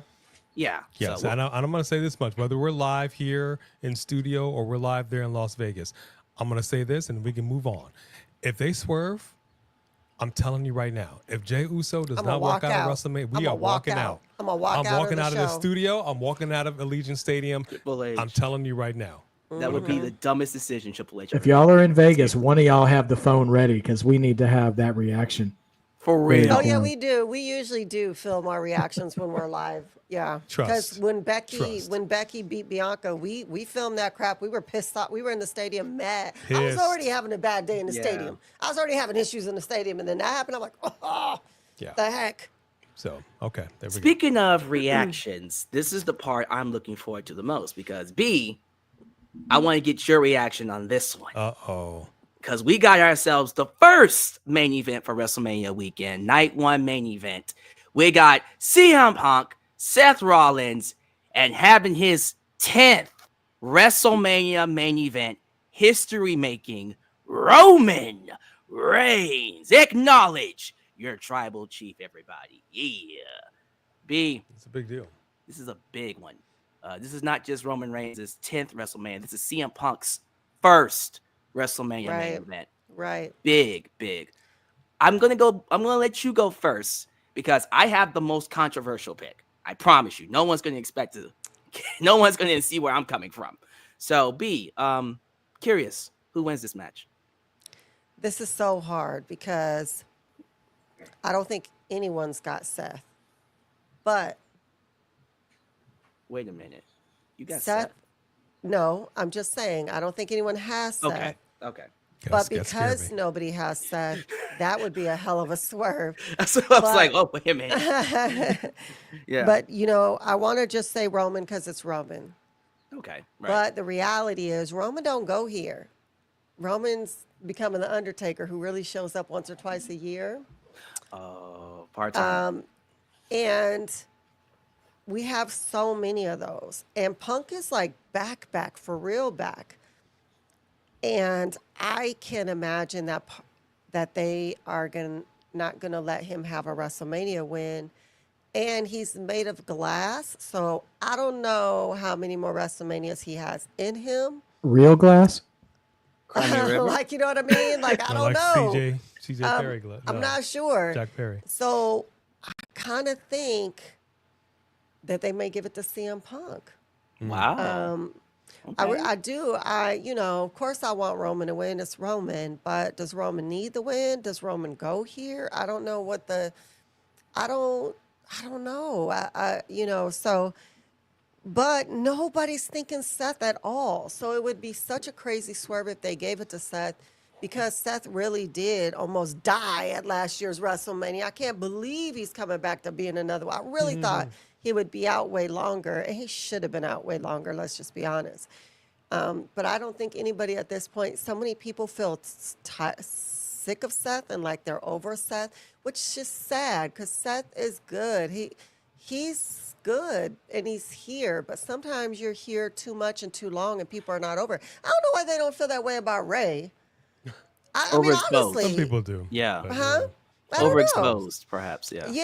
Yeah, like Ray's never gone away. He's always in some kind of WrestleMania. He's always whatever, and they're not like, okay, Ray. They don't do that to him, but I feel like people feel that way about Seth. So I think if they actually gave it to Seth, it'd be such an upset. People are really just trying to see if they want Roman or CM Punk. So I'm going to say I think they're going to give it to CM Punk. I want Roman, but it would be a great moment for Punk. I don't know. I'm going to say Punk. What you think, eh? I got to agree. No. Wow. Two for CM Punk. I gotta agree. But I want to see Punk get the cover on Rollins, because that's a feud that can continue. I think Seth being all in his feelings, that can continue. That feud can go on. I think Punk gets his real Mania moment. It's one thing to want to be at WrestleMania. It's another thing to want to be in the main event of WrestleMania. It's another thing to actually win the main event at WrestleMania. And I think that would just be the trifecta for Punk. Punk doesn't want to just be there. Right. He wants to win. Yeah. He wants to win, and he wants to win big. And the fact that you've got now your BFF in your corner, you've called in this favor, I think is going to be fan-freaking-tastic. Again, having Seth Rollins involved feels a little bit like it did last year, and I said it as well. It didn't feel like Seth was a real part of this. He just felt like a third wheel to me. He just feels like just another added ingredient to add some more spice to this. And I think it's going to be fine. And I think that's okay. I think it's a shame because I don't think Seth Rollins winning is going to push anything for Roman. I don't think it's gonna. I feel like for my issue, and I'll wrap it up. My issue with Seth Rollins and Roman Reigns is whatever they got going on between them, whether it's manufactured or real, it happened a long time ago. Right. And I feel like them constantly bringing it up. It's like you keep bringing up old stuff. Like, why do we keep bringing up old stuff? Right. You know what I mean? Like, we've moved past this. We both held championships. We both moved on to stellar singles careers. And I feel like we're just going back to a well that, quite honestly, no one really even cares about. You know, Right. The Shield was what the Shield was. It's over. It's dead. It's long since been dead. Leave it in the ground where it belongs.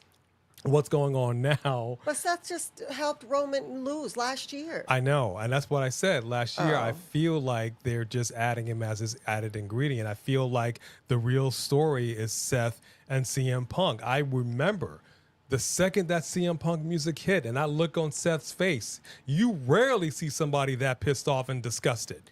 Like, rarely. He was disgusted because nobody knew. Right. Nobody knew. Right. And nobody expected it. And when you drop it like that on the wrestlers, if the wrestlers aren't even in on the gag, as they like to say, on the rib, he was pissed. And it took him a good long minute to get to a point where he could even be in the same ring with CM Punk. Yeah. But I think that's why he needs to be beat and covered by CM Punk. But he's already done that. I'm just saying, at WrestleMania. So you think for he's CM just there Punk. to take the loss, I do. to take the pin, because they're not going to have Roman take the pin. I don't think Roman's going to take the pin because they made a big deal about Roman being undefeated, and although he got a pin, it wasn't in a singles match. Right, right. And even though this is technically not a singles match, you know, like you said, he is part-time right now. You've got his wise man in the corner of somebody else. That's going to kind of play into it a little bit. But honestly, Paul Heyman doesn't really do anything. He doesn't do anything in a match. He just stands outside the ring. He plays no part in matches. So he's not going to be a factor. I think that it's going to be CM Punk getting the win. I think we're going to see people do other people's moves. I think we'll see a curb stomp. We'll see a go to sleep. This will be a 1, 2, 3. CM Punk gets the hand raised by Paul Heyman. There you go. Wow. Where we at, Steven? How you feel about it? Well, you know, from the get, this match, it doesn't really matter to me who wins. I'm just interested in seeing where they go because this is a story match for sure. I do agree with B. Like, I don't think Roman's winning this match, and I don't think Roman should win this match. Yeah. I think with this development of Heyman, you know, being in Punk's corner, I feel like since last WrestleMania up to now and through, you know, whenever it was when they infamously said, "Oh, we're only in the third inning of the Bloodline story," I think that Roman himself is on some Scorsese level, Francis Ford Coppola level wrestler story arc for himself. I don't think it was just promo talk last year or 2 years ago when Cody said, you're going to be a chief without a tribe, a head without a table, and all this stuff. Because Jay's gone, Jimmy's gone, Solo and Right. Jacob were not a part of him, and now he doesn't have Heyman either. And so I think I'm not trying to be cute about Dwayne Johnson, but I think Roman's going to hit rock bottom at some point. Nice. And I think him not winning this match is key to that. Yeah. I also think that Paul Heyman, here's the thing. I don't know if it will be on purpose or by accident, but I think Paul Heyman will factor into the finish of the match. Exactly. Oh, yes. And so to me, that leaves down to Punk and Rollins. And I just go back. I guess Punk won in January on the Raw Netflix, but Seth won the cage match. Even though Roman helped him against his will. But, Seth got that win. And I can remember back 10 years ago when Punk did that infamous podcast where he was complaining about not being a WrestleMania main event with Cena and Rock. And he said, I don't have to win. I just want to be there. And the Punk of 2025 seems a heck of a lot more selfless than the Punk of 2014. So I could see him not winning, but at the same time, I think they're going to give it to Punk. There it is. I think if anything, and maybe it's a peace offering to him of like, welcome back. We're trying to show you that we want to do right by you this time. Just today, I saw a clip of Triple H. I don't know whose podcast he was on, but he was talking about new CM Punk, a piece of creative that Punk didn't like. And, all the stooges and whatever came to Triple H to say, hey, Punk doesn't want to do this. And Triple H is like, okay, well, let me go talk to him then. And they're like, oh, because it's Punk. and he went to go talk to Punk, and he's like, hey, man, how do you feel about tonight's thing? And Punk's like, it's fine. And I'm like, well, that's not what everybody else tells me. Do you really have a problem with it? And Punk's like, okay, well, here's what it is. He's like, well, why don't you and I go ahead and talk, and maybe we can figure out something better. And Hunter said at that moment, I think like I wouldn't say he softened, but like realized like it's crazy that he and I can just sit down and work on creative together now. Wow. And he and I are actually far more alike than we want to admit in terms of what we want out of the business. That's growth. Yeah, right. So in a way, it's important. I think it's going to be like that old Gift of the Magi story. I don't know if you guys, from this that I learned in school way, way, way back, where like I could see Punk being like, I don't mind losing. I just wanted the main event, and thank you for that. Right. And then Hunter on the other side being like, nah, man, you've been an ideal soldier coming back. Thank you for all you're doing. So we're going to recognize you, and we're giving you this win. So I know Rollins is totally the wild card, and that'll be fun. But yeah, I think Punk takes it, and just for funsies, I think he pins Roman. Ooh. Wow. Ooh, what a big one. Imagine just to send that. Roman down the rabbit hole a little bit further. Dang. So just to add on to what Steven's saying here, 3 Diggers did this $5 super chat. Thank you, champ. Roman shouldn't even be in this match. Come on. They just put him in here because he's Roman. Seems forced and lame on WWE's part, if you ask me. Well, We all know who to blame why Roman has this match and not another one. Yep, because he was Somebody supposed who to be went out- facing Mr. Johnson. Somebody who went out for cigarettes and didn't come back. shots fired. Yep. Speak on it. Yep. Shots fired. So Speak on it. I'm sorry to do this to y'all. I gotta blow up everything. And this is one of those things where I know I'm gonna be probably the only person that predicts this, and I'm probably gonna be absolutely off kilter because the easiest prediction clearly is CM Punk. First main event, why wouldn't he win that? I mean, let's think about it. This guy probably has 3 years left, if that. If that. If that. Why would he not win this match? And why would he not pin Roman Reigns? Like you said, that's the perfect way to put him over and solidify him. Hall of Famer, we're done. But I'm thinking long term. And for me, I always think Triple H, he loves to swerve people. We got to have one big swerve here at WrestleMania. And so, follow me here. Rabbit hole talk. I love rabbit hole talk. We've been seeing Paul Heyman every time Seth Rollins comes out, what's the look on his face? This son of a bitch. I hate this son of a bitch. I hate him. Everything about him makes me sick to my stomach. And there's always something about Paul Heyman is he's telling a story. And the most story he's told so far, it's not with CM Punk, it's not with Roman, even though the favor is one thing. The favor was for Punk to have Paul Heyman in his corner because that's something that he promised him over decades ago. But most of the story that we've been seeing is with Paul and Seth Rollins. There's a reason for that. Right. And so I'm thinking to myself, all right, Punk wins. Great. What does he do with that? He goes after the championship, whether it's Cena or Cody. Fine. That's okay. Roman wins. What does he do with that? Okay. We revisit Cena and Roman again. We revisit Roman and Cody. Okay, that's fine. What if Seth Rollins wins this match? Like, imagine the shock. Imagine if Seth Rollins, and I'm going to put an even bigger shock on it.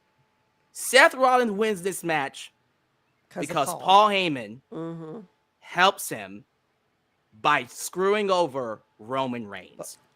And CM Punk. But imagine this. What's the one thing that we've known about Roman Reigns? The story of the Shield. Who's been the thorn in his back? It's been Seth Rollins. And so far, they have not fucked up that story. Seth was the main reason he lost that belt last year. Sorry. Like, out of all the people, who was the one that distracted Roman? Seth. Because Roman had the chair. And then Roman went after Seth. And that's what cost him. Yep. And I'm thinking, what if we did that again this year? This time, we got Seth going really deep on Roman and taking away his wise man, which goes back to the story you guys have been telling. He's a man without a tribe, and now he's a man without a wise man. So now Roman has completely hit rock bottom. And now we set up Seth with Roman's wise man, and you know Roman's got to go after him. So imagine that story. And now we have Punk and Roman chasing Seth, giving them something to do, while, of course, we have the main event with Cena and whoever the else he's fighting. Because we got to get to Cena and Punk eventually. But I personally feel like the shock of Seth Rollins winning this match is too juicy. It's too good. People are asking, would that make sense? Hey, it's wrestling. You can always write something in there. I mean... But Seth would need to go so heel on that. I mean, I feel like he would need to... because people are over Seth. And so I do feel like that's the story they're writing, Alex, with their interactions with Paul and Seth. That is where I feel like it was going. Right. But I think the only way that is going to work is if Seth goes like to another level and pulls out the Seth who went heel in the first place, which was a different Seth than we have now. Yeah. Or a much more different Seth, much more darker Seth. It would be a completely... Right, exactly. We would have to get rid of the battle chant. It would have to go away. Like, he needs music you Absolutely. can't sing along to. Yeah, Which- like... When they're serious about a heel turn, they do that. They Yeah. change people's music that you used to sing along to, that you can't sing Yeah. along to anymore. Absolutely. I think, Alex, I think you're dead on. I mean, I think you have a lot going for that. I don't know if I see it like yet, but for me, and A and B can vouch for me on this, because I've said this before, like off camera.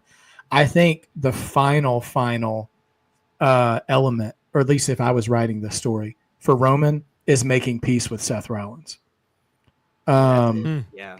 I think that's the final bow on that story, is him coming full circle. So I think Roman has to I wouldn't say keep losing necessarily, but keep losing in an existential sense.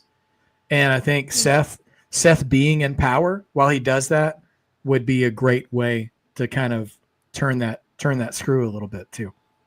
This is Joker and Batman. You know, Yeah. Absolutely. If we get to a point where you take everything away from Roman and he has nothing and he's fighting from rock bottom, and then no pun intended, but think about it from that perspective. Like, he has to go through Seth, and then eventually his big match is, of course, WrestleMania against The Rock.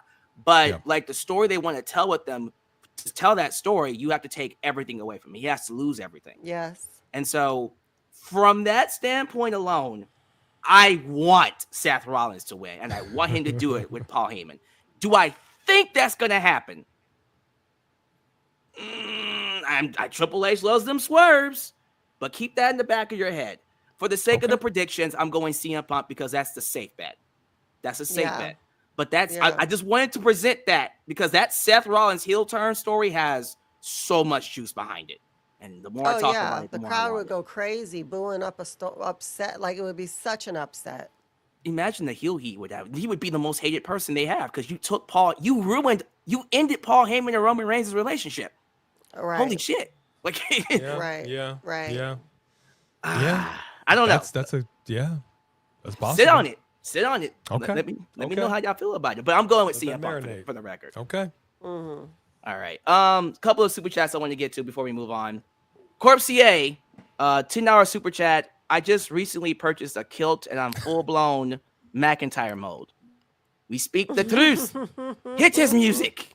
Thank you. You have the eye patch. I just want to know.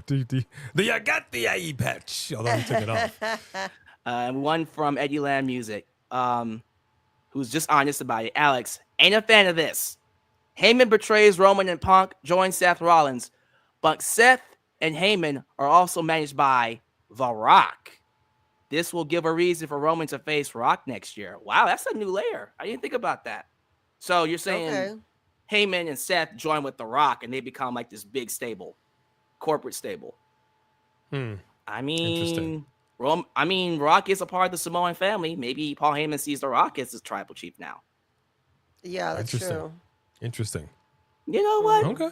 Comment section, live chat. Y'all play with that. Y'all have a nice little fun discussion about it. And we'll go from there. So first off, before we go to night 2, I just noticed that we have 400 viewers watching us right now. Thank you so much across the board. YouTube and Twitter. Take this time to please follow A&B Convos because they will be doing live streams throughout the week. And of course, this man right here, Steven Sandrich, Marked by Wrestling, who's also coming up in the world. Always support content creators wherever you can find them. Ooh, yeah, baby. Dig it. All right, y'all. There's one match missing, and I left it for night 2 because it's scheduled for night 2. Unfortunately, Kevin Owens versus Randy Orton is off the cards, and we know why. Yep. And it's sad because Kevin Owens, I personally feel like this was his best run. He finally brought in the package pile driver. You can feel like the crowd was getting behind him. They wanted him to beat Cody for that belt. We knew it wasn't going to happen, but they wanted it. Right. And it was odd for me because he came in like a house of fire coming into the year, and then they just stopped featuring him as much, right? And so I was like, why are we cooling off on Kevin? This makes no sense. This is weird. And come to find out, he was injured. And when they said it was a neck injury, my mind went straight to his match with Cody when he got powerbomb on the ladder, right? And I thought that's what he hurt. And then he revealed, no, it was injured way before then in a match with either Rey Mysterio or Jey Uso. I don't remember. But he's gone. And they said the neck injury didn't help. Yeah, the ladder didn't help. They said the injury could put him out past WrestleMania 42. Yeah. So that's next year's WrestleMania. Just like Edge. Yeah. Except for Edge retired. But yeah, you got to take those seriously. No joke. You know, these neck injuries are no joke. Man, let me see. Edge was out 9 years. Paige was out, 6 years? And then Bryan was out 3. Yeah. I'm not trying to say anything about that. I wish him a speedy recovery. I'll let you guys speak on it. But here's my thoughts. Randy needs a match. And I think he is going to have a match. Who's his opponent going to be? The obvious choice, Nick Aldis, clearly, because they've been building that. And then Solo Sikoa. Oh, can we not? Please? No Solo. Yeah, don't do that. Don't do that. No, don't do it. Please, WD. No. Yeah. No. But I'm very curious to know what opponent you guys would like him to fight, because I have one big one that I think would make everybody happy, and it works for it works across the board. But Steven, man, where's your head with when it comes to Randy Orton having a match here? Yeah. Well, first and foremost, prayers for Kevin Owens, man. Yeah. Like, that is a guy who loves, lives, and bleeds pro wrestling. Yeah. And by all accounts, seems like I just watched his Chris Van Vliet interview not too long ago, and like just seemed like just such a good person, which is funny because he's such a good heel, you know. But and I just hate to see people get robbed of doing what they love, especially when they're good at it too. Like, it just, your heart breaks for them. And he is somebody. I think Seth Rollins, you can throw him in this as well. I think they're both so present that they get taken for granted. And that, and you know what? It may not make the record books, but screw it. The winged eagle run of Kevin Owens was some of the best TV. Like, I pointed to that feud every single time I saw the word Cody and mid in the same sentence. The whole time I'm like, you're watching TV blind with a blindfold on if you're not paying attention to how good this stuff is. And Kevin's just an excellent dance partner for whoever he gets put together with, but it was shining so much. And so honestly, I know you asked me a question about Randy and I'm just talking about Kevin, but my answer for Randy is going to be really short. So one more thing about Kevin. I'm praying that he like somehow Cena's his way through that neck rehab. And I'm like 0 for a million on my predictions every year, but let that man win the Royal Rumble. Ooh, let him come back. Let him come back and return and ruin the Royal Rumble in Saudi Arabia for whoever we think is going to win, because he deserves it. Anyway, so all right, enough about KO. God bless you, man. You're a good dude. Randy. All this seems to be, I never thought I would say he seems like an obvious choice, but they planted the seeds and that would be so much fun. But putting him aside, I have two thoughts. One is just a spontaneous cameo, no build, no nothing. It would just be a fun WrestleMania moment, the return of Aleister Black. Yes. That would be so dope. Yeah. Let them do that. And history? And that's why I said cameo. This would be cameo. Gotcha. This would be a straight up dry run match, no nothing, no frills. Randy says it's WrestleMania. I want an opponent like Kurt Angle and Taz back in the day. And his casket rises up off the stage, and we get that good theme music again, and he comes back down. Anyway, so that's one idea. The other idea, at first glance with stories, doesn't make sense, but with Kevin having to leave for an actual real injury, possibly career-threatening injury, you can eschew kayfabe and storyline and throw Sami Zayn in there.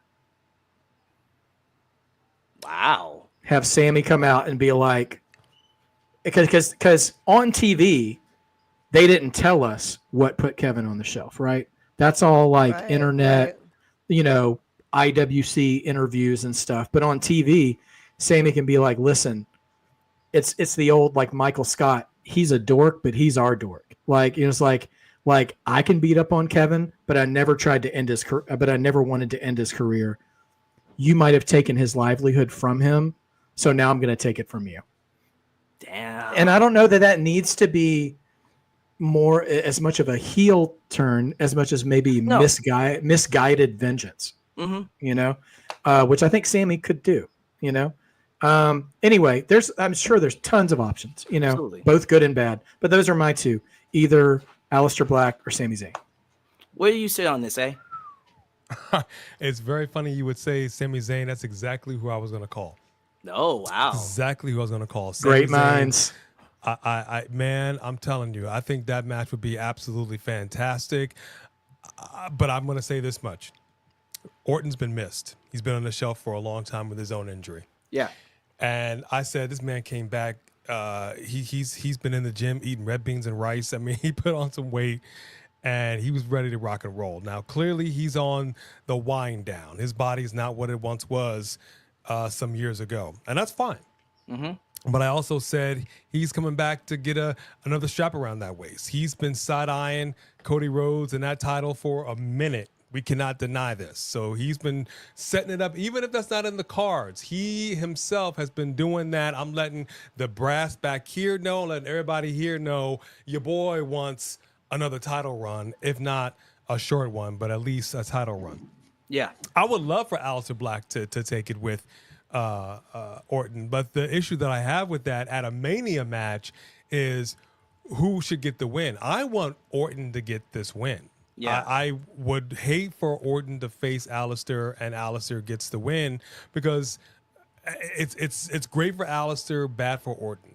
I think Orton needs that win because if this was going to be a KO Orton, I would have gone Orton all day. I think it would have been a fantastic match, but he needs to get his revenge for putting him on the shelf. You know, he put him on the shelf. But I think Sami Zayn, I think that'd be a fantastic kick-ass match between these two. From what I understand, he's not injured, right? He's healthy and able to go. Why not? I think that'd be a great match. What you That's think, my Mike? take. I think we're going to have a cameo and a blast from the past of someone he turned on, Tori Wilson. No, I'm just kidding. Hall of Famer Michelle McCool.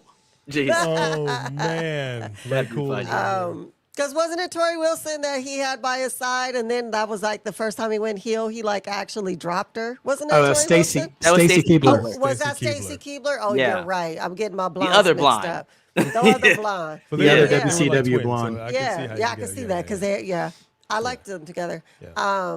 You know, I would love to see Nick Aldis. I know that's, the thing is, I feel like Nick Aldis is getting bigger. His suits are getting tighter for a reason. Yeah, Like he's he's training. dreamed of being WWE, and he's dreamed of being in WWE for a reason.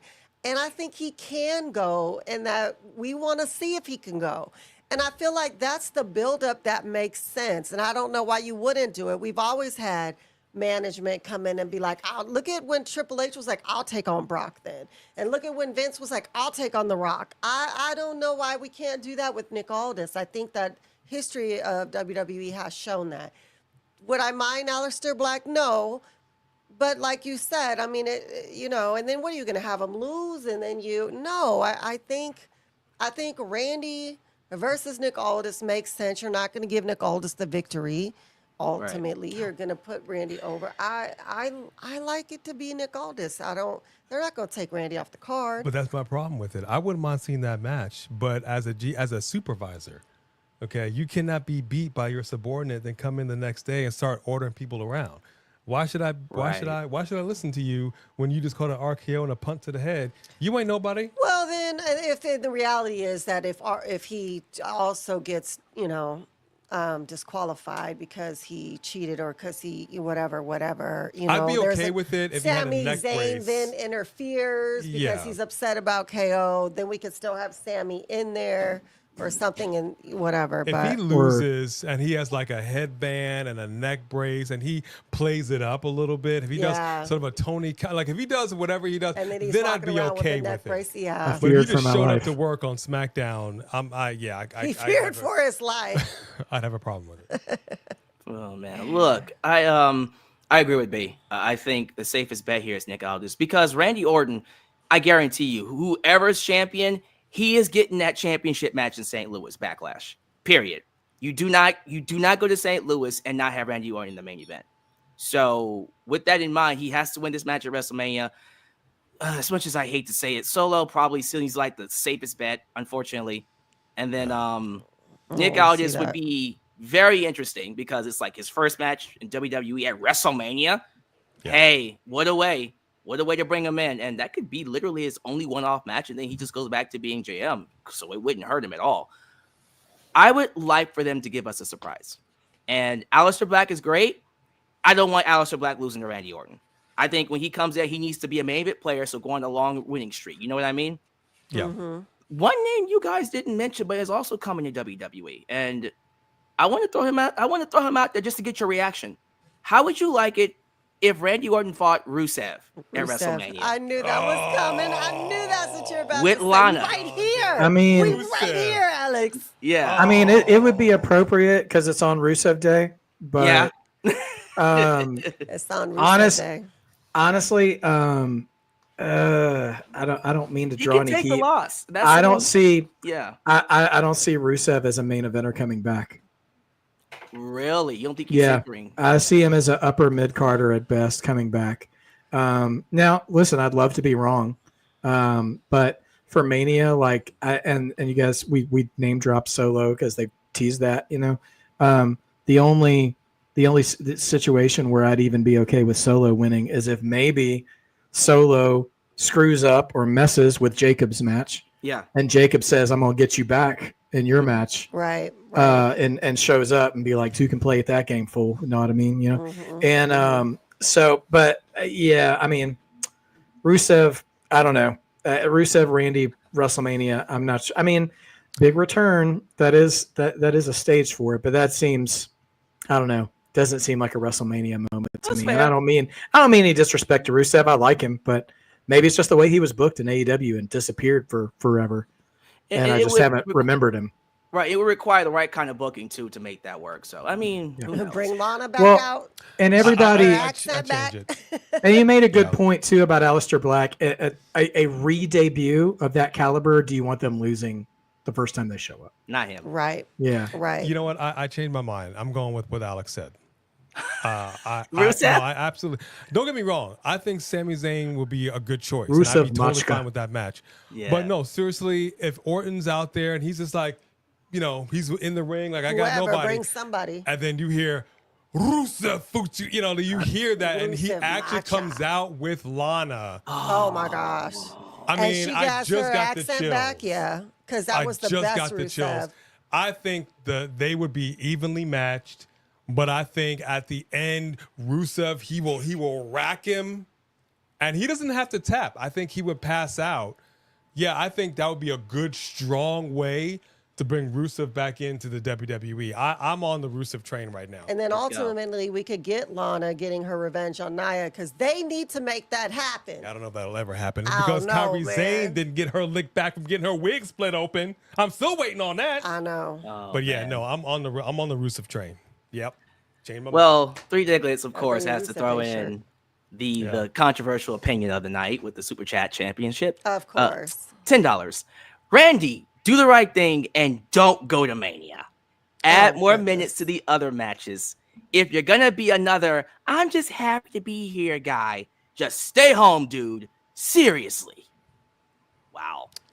That statement is not false. I will say this much. I do not care for the I'm just happy to be here wrestlers. It's great that you're there. I can appreciate that. But the reality is you need to come in with the heart of wanting to be a champion. Yeah. If you're not there wrestling with that attitude, I don't want you there. I think Randy is not his attitude, or he wouldn't have RKO'd the general manager. I think Randy's earned the right to be a whatever superstar he wants to be at this point in his career. And on top of that, if you think him not going to Mania is going to add minutes to matches and not just give us 10 more TurboTax commercials in between matches, bro, give me that segment. Yeah, Lord have mercy. One from Corpse EA, totally random. Orton versus Uncle Howdy. Now we got to get back to Randy and, of course, Bray Wyatt's family. We got to get back to that eventually. So there's precedent there. Definitely precedent there. Absolutely. I mean, we miss them. We want to see where they are. We would love to have them at Mania. The fact that they can't figure out Triple H, Hunter, you can't figure out how to use the rest of them just because you have one injury. Come on. Well, we can't figure out what's going on with Alexa Bliss either. Just keep Alexa away from Randy. Ask his wife. You don't want his wife. Yeah. You don't want his wife to be messing with that one. Kim going to be breaking out the punt kick. Ladies and gentlemen, we're entering night 2. These next few matches are going to be very easy for me. Y'all might be talking more than I do. So let's get to the first one. Women's Tag Team Championship match. Liv Morgan, Raquel Rodriguez defending their belt against the odd team of Bayley and Lyra Valkyria. Lyra Valkyria is the women's IC champ. She does not have a singles match. She's in a tag match. Liv, Raquel retain. Period. Point blank. I don't see a reason why Bayley and Lyra will walk out here. If anything, this would probably be a good time for Bayley to turn heel. And look, I know she just turned babyface. I'm sorry. She has been a blimp on the radar since going babyface. I was hoping it would be different. It just hasn't been. So if she needs to go heel to be interesting again, just do it. But regardless of what they do, Liv and Raquel are not losing these belts. Liv is easily one of the best things they got going for the women's division, so she's going to have a championship, whether they like it or not. How are we feeling about this, B? Same. Everything you said. Nothing different. Point blank. Signed, Point sealed, blank. delivered. There's nothing there. Everything you said. What about you, A? Yeah, the reality is we already saw Jade. We all saw it. We synced it. She had a little match. She came up short. She got a little salty, slapped the hand away, wanted to walk away, and she thought better of it and came in there. And I was ready for her to drop it right then and there. Right, Yeah. right. I thought it was about to happen. Yeah, look, face Bayley ain't hitting. That's just reality. And she's kind of going back into her hugger thing with her outfit and everything. I don't know what's going on with Bayley. Whatever it is, I don't like it. I thought she was much more interesting as a heel. I'm all on the heel train with her. Abso-freaking-lutely, the tag team champions are going to retain this match. Ain't nothing but a facilitating of Bayley going back into heeldom when she drops the champion on her freaking head. Because more than likely, it is going to be Lyra that's going to catch the L. And she's going to be like Natalya with Maxine, all salty about it, and then she's going to drop it like a bad habit. That's it. I'm just waiting for that. And let's just move on with our lives. What about you, Steven? Yeah, okay. There you go. Grown. First of all, I love all four of these ladies. I think they're all great, and it didn't have anything to do with the four of them. Like, Bayley should have dropped Lyra on Monday, and then they could have booked a singles match for Mania. Yeah. And Liv and Raquel could have faced the Secret Hervis. I don't care if it's heel match. You've got two accomplished tag team champion, experienced tag team champion experienced women. Both of them saying we're going to take our tag titles back to our faction.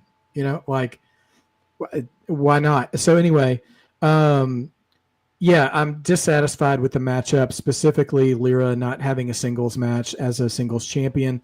And also Liv Morgan. Liv Morgan was one of the MVPs of the past 12 months. And we have all, like her and Kevin Owens and a few others, like, she had a career year between the last WrestleMania and this WrestleMania. Yeah. And this is what she's been relegated to. And also, not for nothing, wrestling historian diatribe here for a second. I hate when I don't care how good individually the wrestlers are in the ring. Like, Bret Hart and Mr. Perfect don't fight for the Intercontinental title, then tag up 5 days later and beat 4 or 5 established tag teams in one night. That's not how that works. I mean, I know it's all a work, whatever. Call me a mark. It's literally in my name. It's not going to hurt my feelings. But like, I don't like them doing that with Bayley and Lyra. I thought that gauntlet match would sow the seeds of dissension between them, to drive them further apart, because they could have easily lost to any of those teams. The Two Piece and the Biscuit, PFC, the Secret Hervis, like, who is it? Even Natty and Maxine have more time put into building them as a tag team than Bayley and Lyra do. So I had an issue. Candace. Yeah, where were Nia and Candace? Why were they not even in the match? Yeah, why were they in the match? Like, Nia and Candace could have been in this match. And I know that's a lot of heel teams, and you want to have a face versus heel team, whatever. Then get two faces in there instead. Like, don't. And it's not just that they won the match too; it's that they started as number one in the match, and they beat everybody. And like, who are you? Like, you are not 1986 Hulk Hogan. You are not 1998 Steve Austin. Like, what is going? You are not the 2-man power trip. Like, this is I respect from like in-ring work perspective. I thought it was cool that they basically almost took every lady's finisher and reversed it into like a small package pin to win. That was a cool little story, but I don't like this. I'd rather see Bayley and Lyra one-on-one, or even Lyra versus Liv, to be honest. I mean, I know Liv is a tag champion. I think Liv would be a great Intercontinental title holder herself while they're doing the world title stuff with those other three ladies. But so I'm end of the day, diatribe over. I'm keeping it with Liv and Raquel, because I think we are going to see some refreshed Judgment Day post WrestleMania, and I'll get to that when we get to the IC title match. Let's keep it moving on to the actual IC title match, a fatal four-way IC title match, ladies and gentlemen. Four-way. Dominic Mysterio, Finn Balor, Penta, Cesaro, Miedo, and your IC champion. Where his dogs are, Bron Breakker. Short and sweet. If Dominic Mysterio does not win this match, I swear to God. See, y'all talked about Jey Uso not winning, you getting up and walking out. I'm turning off the show if Dom doesn't win this. I swear to God. Look here. All the work that Dom has done, this man should have been champion years ago. When he had that match with Rey Mysterio at WrestleMania 39, after that match, they should have thrown the belt on him. But hey, like Jey Uso, like a lot of other wrestlers, he's maintained his heat. Every single time he goes out there, him and Liv carried Raw during the summer of 2024 up until SummerSlam. Oh my goodness. And I've been waiting for them to capitalize on this heat. It has to be here. It has to be now. And so Bron doesn't need it. Penta is on his way up. He doesn't need it. And no offense to Finn, they got to find something else for him to do because I don't know what's going on with him. Dom is the right owner of that IC title, and I hope he wins it. So Dominic Mysterio, my friend, how are we feeling about this match? I 1000% agree with you. I think it would be a travesty of justice if the belt does not go on to one Mr. Dominic, Dirty Daddy Dom, as they like to call him. Dirty Daddy Dom absolutely needs to get it. Now, I think this is going to be a fantastic match. You've got 4 competitors in here that have all proven themselves fantastic in-ring competition. Yeah. But I gotta be honest with you. I think I'm thinking down the line, if we're keeping the Judgment Day as a unit instead of I'm not gonna say it. I'm sorry, my apologies. But you know what I'm saying. But if we're keeping Judgment Day as a unit, you gotta have that tension, and there's nothing quite like it if Dom is the very champ that Finn wants to be. There it is. And you constantly getting that side eye, and then he's now cozied up to who was also a champion. That would be stepmommy Liv Morgan, and then they just run the show. That is your long-term storytelling, my friend, and that's how it needs to be at WrestleMania. I love it. That's great. What do you feel about it, B? First of all, be careful with the Tropic Thunder quotes, man. It's hard to quote Tropic Thunder and not get a little offensive. Try to keep it clean. So here's the thing. I gotta agree, homeboy. Oh, okay. I was about to say. She swerved us. Do that. Dom needs the title. Yeah. Do that. But Finn ain't down for Dom having a title. Ain't no way. Right. The story has always been about Finn getting the title. And Dom getting the title will absolutely break them up. It is on your microphone. I just saw a little thing fly on his microphone. There you go. Anyway. I got it. So we all know that Dom is a champ. We all know he went from nobody thought he could be heel. He was just raised dorky kid that was in here because he was raised kid to being one of the greatest heels, like the most hated people with so much shade. And they've been having a problem with Finn for a while, and Ray and Dom is just acting like, oh no, whatever. I think that not only does he need to win, but he needs to win where it looked like Finn was going to win, and Raquel and Liv made sure Dom won. And then we're going to get Finn and Dom from here. That's what I think will come out of this. Penta will have a great showing. Yeah. Bron's going to have a great showing. Absolutely. But Penta and Bron can take each other out, giving way for it to seem like Finn was going to take it, and then Liv and Raquel make sure that Dom takes it, and that is what needs to happen. What do you feel about it, Steven? Well, first of all, I'm in agreement with everybody. It's Dom's time. I mean, the man endured prison and came back to make a life for himself. He found love, more than once More than in once. his life. Just give the man a title. So here's the thing. Honestly, even if I'm wrong, I think there is upside to any of those 4 guys winning the match if done right. So I'm not salty about this match at all. I'm just going to sit back and enjoy the ride on this one. But I think Dom is the best call for that. So I'm going to get a little bit more granular, a little more in the weeds on actually finishing the match, though. So Bron is the other guy I mentioned in accordance with Gunther on dropping a title and moving on to better things.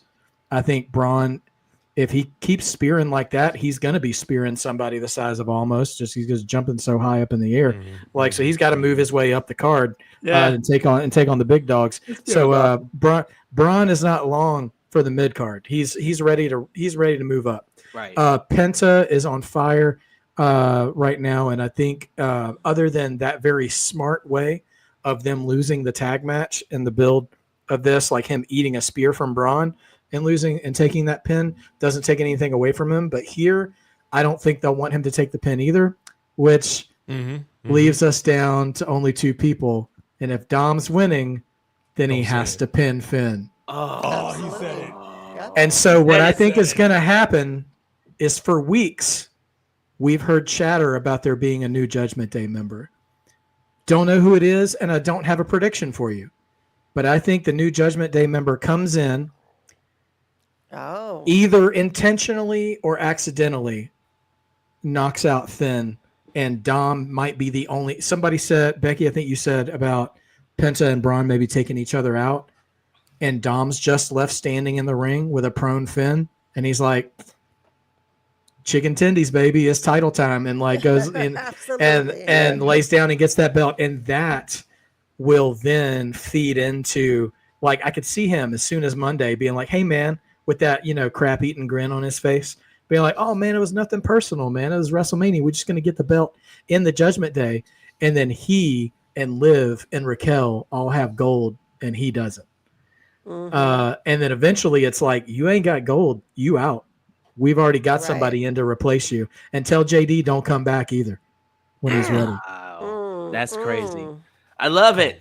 What's interesting Unless is Carlito puts him down. Yeah. Carlito playing 2K.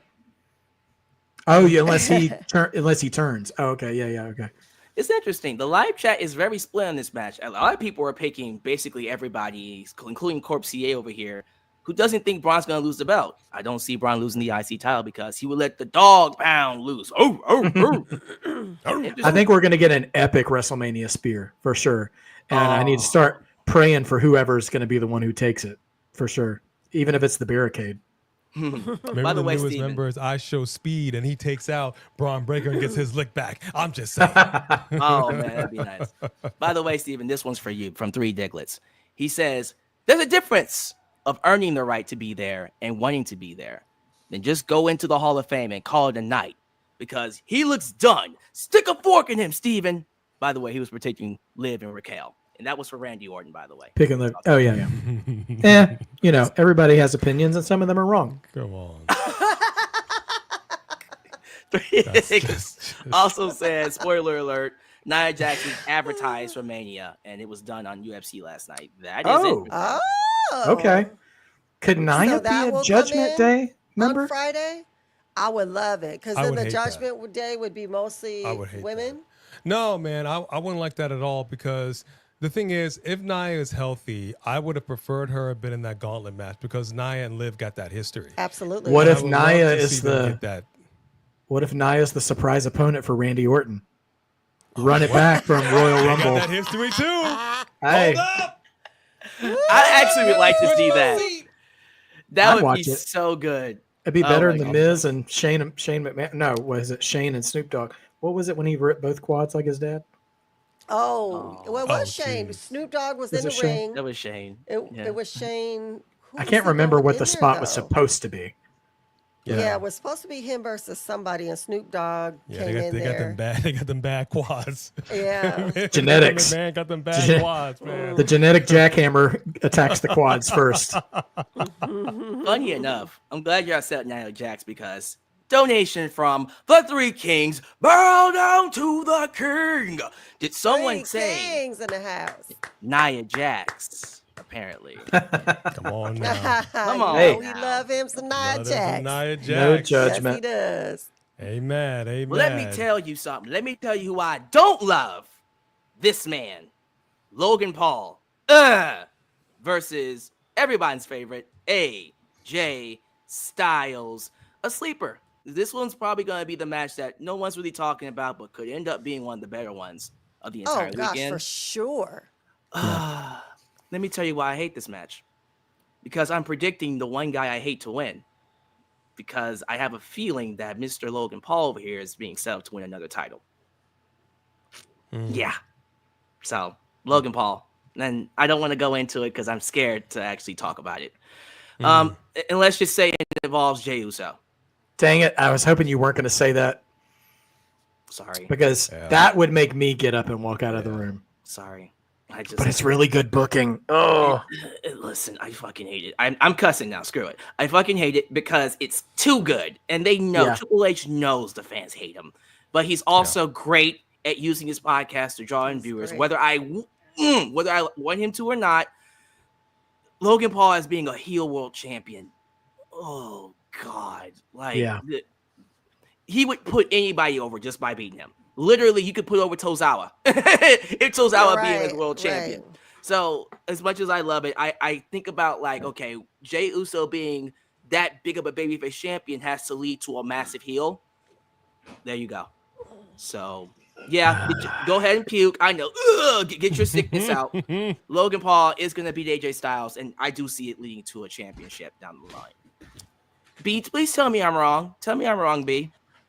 I cannot Fuck. tell you that I'm wrong, that you're wrong when you're not wrong, bro. Like, the reality is, take a deep that- breath, brother. I don't know how much longer we're gonna have AJ Styles around when, you know, they didn't bring back his faction with them. They like let them go, and then like they didn't bother with the Me Chin thing, and they tried to do the heel thing, and it worked, but at the same time, it's like, I know people like AJ Styles, and I don't have a problem with AJ Styles, but the reality is Logan Paul is someone that people love to hate. Yeah. And he gets in the ring and he puts on a clinic every time. He's a natural athlete, regardless of how people feel. Because if you think about it, let's say we're not in the world of social media, and Logan Paul came in and nobody knew who Logan Paul was. They didn't know his background. He was just a new person. People wouldn't be that way. Right. But they're making it about who he is outside of the ring. And really, the reality is, y'all love to hate him. Everybody love to hate him. And he gets in there and he does stuff that we got to talk about. He puts himself on the line to the point where, remember his first match, big match, they were like, dude, you almost killed yourself. You got to be careful. You know, he is willing to really, just like Bad Bunny, surprise the heck out of us. Like, he's taking it very seriously. And that's why the wrestlers who do work with him he's actually earned their respect, because they're like, he's putting in the work. So regardless of whether he's part-time or not, I do think he's heading towards another title. That's probably part of why he's still here. And it's going to be a really, really good show. But I think you're right. I think he's going to win. Tell me I'm wrong. I absolutely would tell you that you're wrong, but Thank then you. I would absolutely be lying to you. Fuck. And I love you too much, my brother. I cannot do that to you. Look, first and foremost, this match is gonna, as the kids like to say, this match is gonna cook. No doubt about it. These are two guys that can just go toe to toe. They're evenly matched, athletic as all get out. Yeah, we're not talking about this match. I will say this much before I get to the title, run thing that he might go for. I will say I'm a little salty because I haven't gotten enough out of them I mean, they've done some stuff. But not like last year with them. But yeah, exactly. Like the interactions, the build for this has been lackluster, and that's just reality. And that's why we're not talking about it. Exactly. I forgot about it. Yeah. we forgot about it, and that's why again I gotta go in with the powers that be. Look, I'm not trying to hear it. One man can't do this alone. Now, McMahon, Tony Khan, Triple H, y'all got to have a squad who has the ability. Every general has soldiers. You have colonels. Like, you cannot go into war and do this on your own. Okay? So I'm not trying to hear this billion-dollar company can't figure it out. You just don't have enough. There's too many. No. Make sure you have enough people, enough creative to figure this out, and make sure that every single match that is on a WrestleMania card has had its own individual build. So near one of us is saying, oh, dang, I forgot that's on the card. Exactly. Oh, dang, that's really, you know what I'm saying? So I'm all the way salty that we haven't seen enough from either one of these guys to make this an interesting feud. Knowing who they are, I know it's going to be a good match, but shame on whoever was responsible for that. Yeah. With that said, I do see Logan Paul winning this match. I do see Logan Paul going after Jey Uso for the World Heavyweight Championship. What I do want to see, what I would like to see, is Logan Paul actually have Jey Uso on Impulsive as a guest, just talking about him, and then during that Impulsive, they flip it a little bit, and he puts him on notice. I'm letting you know I want to come after that. Like, you got to use what you have available to you to continue building the feud outside of the WWE. And what better way to do it than Impulsive? I don't want to see it. I damn sure don't want to see him have a gold around his waist again, but that's where we're headed. You know, if they really wanted to turn this up a little bit, imagine that instead of other YouTubers coming out to help him, he has Luke Gallows. Like, imagine, like, all of a sudden your crew, because AJ was so foul to them. Yeah. And they come out and they're now with Logan Paul or something. Like, that would be more personal. That would have been something. Like, they didn't invest in that way to be like, oh, like, you know what I mean? I don't know. Like, LA Knight, he was like, LA Knight was in his pool, and they didn't do any of that with this. So I don't, And that's what I'm saying. There's legitimate reason for people to say that there's been lackluster build. Not everything has been lackluster, but I'm talking about the show overall. And now that we're dissecting each and every match, it's easier to hone in and ask yourself, legitimately, has every match on this card had that build that makes us going, okay, get the popcorn, we're locked in, I can't wait? No. Yeah. That's just a no. And that's unacceptable for the grandest stage of them all. It's unacceptable. Right. You're the GOAT PLE. And the fact that, to honestly say, I forgot that you were on the card, there's a problem with that. Yeah. There's a big problem with that. Steven, you're my last chance. All right. Well, Tell me I'm wrong. I'm going to make you hold your breath for a second. So I got my WrestleMania 3 shirt on. First WrestleMania made me a fan. Ricky the Dragon Steamboat versus Randy Savage, my first ever favorite match, which was just noted match number 5 and best WrestleMania matches of all time by WWE, which is kind of a crap list, but that is a top 5 WrestleMania match of all time. So that's they got that one right at least. One thing else, I bring that up because on the VHS tape, which I think I've got back here somewhere, of WrestleMania 3, one of the things I loved about that as a kid that helped develop my consciousness and psychology of wrestling, almost every match on that card, which was like a 10-match card or so, had a video package before the match to tell you the story of the feud. Now, it wasn't like, the My Way monster running up that hill kind of video package. It was just footage of Tuesday Night Titans or the Royal Rumble. Well, they didn't have a Royal Rumble in '87, but or Superstars or, whatever contracts, But they told the story going up to it, so you knew what the story was. Billy Jack Haynes and Hercules both had the same finisher. Who was the master of the full Nelson? Randy Savage tried to crush Ricky Steamboat's throat with the ring bell, and all this other stuff. And it's a year-long revenge. all this stuff. Hogan and Andre, goated heel turn feud. Okay. So anyway, so what's happening going into those. So I echo that sentiment. We have had a little bit of build, but not like we used to. Alex, I think you're wrong. Oh, thank God. And this is why. Wow. Need Because He did make you wait for that. Yeah, that's what I do. Don't ever listen to me preach. I make you wait for a long time. I can breathe. The Logan, which actually I am fully on board with him using impulsive to advance angles and storylines. I think that's a brilliant move. I think that's something WWE probably wants him to do at some point. Yeah. I do think he could bring a lot of eyes as a champion. But here's the reality, and this is not a dig on Logan Paul, the in-ring performer, but he still is not skilled enough to wrestle a full schedule because he's a rehearsal performer, which is fine. Because when he's rehearsed, he's great. Mm-hmm. Yeah. But he needs time to be rehearsed.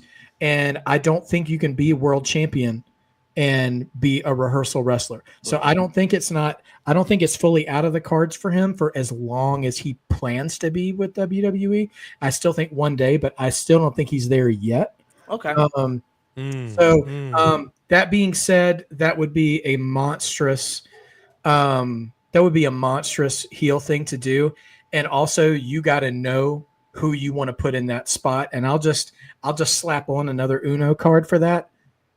Give us the catharsis we need and let Bron Breakker be the one to take the belt from him.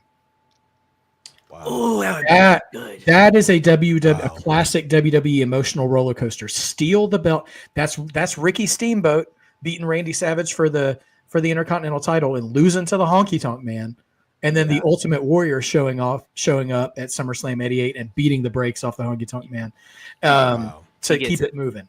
So I want you to be wrong. I'm picking AJ Styles, and I'll tell you why. Thank you. So first of all, this totally show stealer potential here between those guys. I'm excited to see the bell ring and see those two do their thing. And also I'm hoping for AJ to have momentum going into the Paris show because France loves AJ Styles too. And so I wouldn't expect him to be on a losing streak. And I know there's a lot of time between April and August, so they could just pull that trigger at any time to give him momentum. But I think this is a good shot of doing it. And I do think Logan Paul will have some kind of viral moment. I do think he'll do something crazy that'll be, satisfying to the crowd. But one thing none of us are talking about is Karrion Kross, who has inserted himself into this conversation. And I feel like Karrion Kross could possibly help AJ win against AJ's wishes. And I don't know if that's a journey for AJ to like his revisiting. Am I going to go to the dark side again? But man, Karrion Kross is putting in so much work on his own time. It's like it's shades of Zack Ryder, except he's serious instead of funny, And he's putting in so much effort to put over stuff that he's not getting the in-ring recognition to validate all the out-of-the-ring stuff he's doing.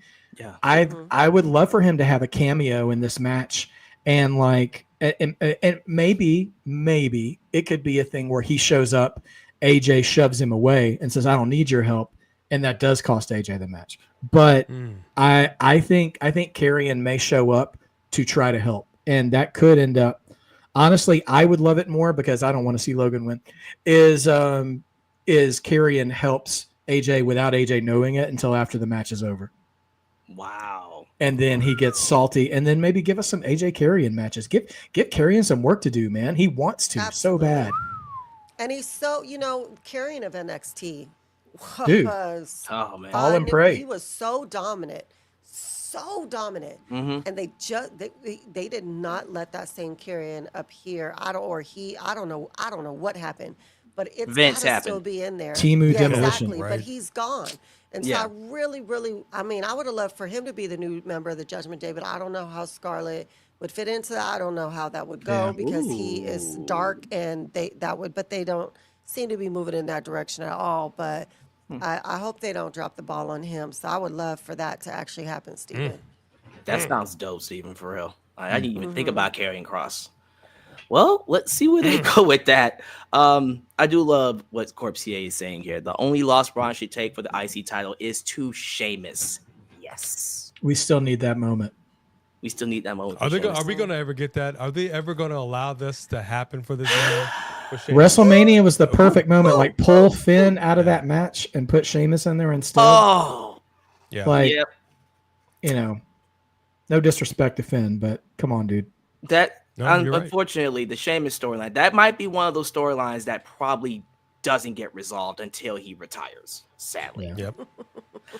I hate to say it, but like once he wins the IC title, what is there left for Sheamus to do? So we probably gotta wait for that one. Put on the salmon jacket. For real. Easy one for me. Drew McIntyre versus Damian Priest in a Sin City street fight that was just updated on Friday. So this will be a street fight match. This is going to be chaotic. This is going to be crazy. Damian Priest. Actually, I think Damian Priest takes it. I love that caveat that whenever Damian Priest is involved, Drew can't beat him. He's always, it's like with Io Sky and Rhea Ripley. For some reason, Io Sky always beats Rhea. I would love for Damian Priest to do the same thing to Drew McIntyre. So I think that's what they're going to do. It would be a crazy thing for Drew to keep on his back, and you can continue this feud going throughout the year. So Damian Priest is my pick. Short and sweet. A, where's your head on this? This is a match I'm not really particularly interested in. I'm not really invested in this. Again, they're doing what they can. There was something that Naomi said some years ago. You got to make chicken salad. You're giving something else, and you got to make some chicken salad, and that's what we're doing here. I mean, this could go either way. It really could, but I think the easy pick is Damian Priest. I think it'd be a really good match, but yeah, I think it's real simple. I'm not particularly invested in this. I don't think it's going to be a hot banger, if you will. I think the match will be fine. I think this is something that could have easily been done on Raw. Like I just easily be done during the week. This is not a Mania level event for me. It's just not. I hate to say it like that. So Damian Priest. Good guys, great wrestlers. Absolutely. Nothing against them. But What about you, B? I know it sucks. I don't know. I mean, it's not like the car thing wasn't good. It wasn't exciting. I loved him slamming into the car. I love that they're going at it. It's going to be a great match. But you're right. I don't know why there's something. It doesn't have the same caliber of him fighting Finn and getting revenge and stuff. But you're not really going to keep getting that same caliber. I mean, it took a while to cook that story up and get to that same level. You know what I'm saying? And him and Gunther had a really, really great. I don't know why I'm not feeling the same way about his feud with Drew that I did with him and Gunther. But yeah, Damian. All day. Oh, and real quick, I want to say this real quick. I almost forgot. So Drew, everybody has their shtick. I feel like now Drew's a klepto. He likes stealing people's personal effects. We did this with CM Punk. We steal the necklace off of Damian Priest. I don't know the significance, and that's something else that I have an issue with. We knew the significance of what was going on with CM Punk and why he took it, and they rode that thing out for some weeks. He just did this. Like he just did this out of the blue. He's a chain snatcher. The chain snatcher, you know what I mean? And so again, I just feel like you said with Karrion Kross, over your own time, did we see Damian Priest cut a promo on X, on Instagram, talking about him losing this, which had like my grandfather before he came out, like something. You know what I mean? Like I needed something. Will. I hope he does. Yeah, absolutely. I hope he does. It will be something about my mom. But what My I'm grandmother saying gave it to is me on, the day before, because they're on SmackDown. Doing that the day before Mania is weak sauce. That's weak sauce. You had a whole week. You know what I mean? Like you gotta do something better than that. So that's another reason why I just am not. I almost just don't care. I just don't care. Like, Fair. but if you're a thief now, Mr. McIntyre, if you're a klepto, cool. Just make sure you be consistent and do it with everybody. Everybody that you have a big feud with, steal something. I don't know. I had to throw that out there. I feel you on that. Steven, how are we feeling about this match? Drew, out of all the superstars I see, might be one of the most chronically online superstars. For the way I see him always having something to say, and he always seems to have his finger on the pulse of online fans' opinions. So between that and him and Damian as performers, I'm going to put a pin in that and finish it in a second. I think this match is a great microcosm of the entire WrestleMania card in general, in that there has been build for it, and people just aren't like salivating and hype over it. But those two guys are two of the most.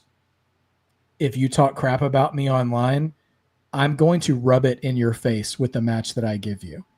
Yes. And show up. And Damian, I'm not telling anybody you got to be a Damian fan if you're not. You know, whatever. He is who he is. But that dude shows up the most when you think he's the most unworthy.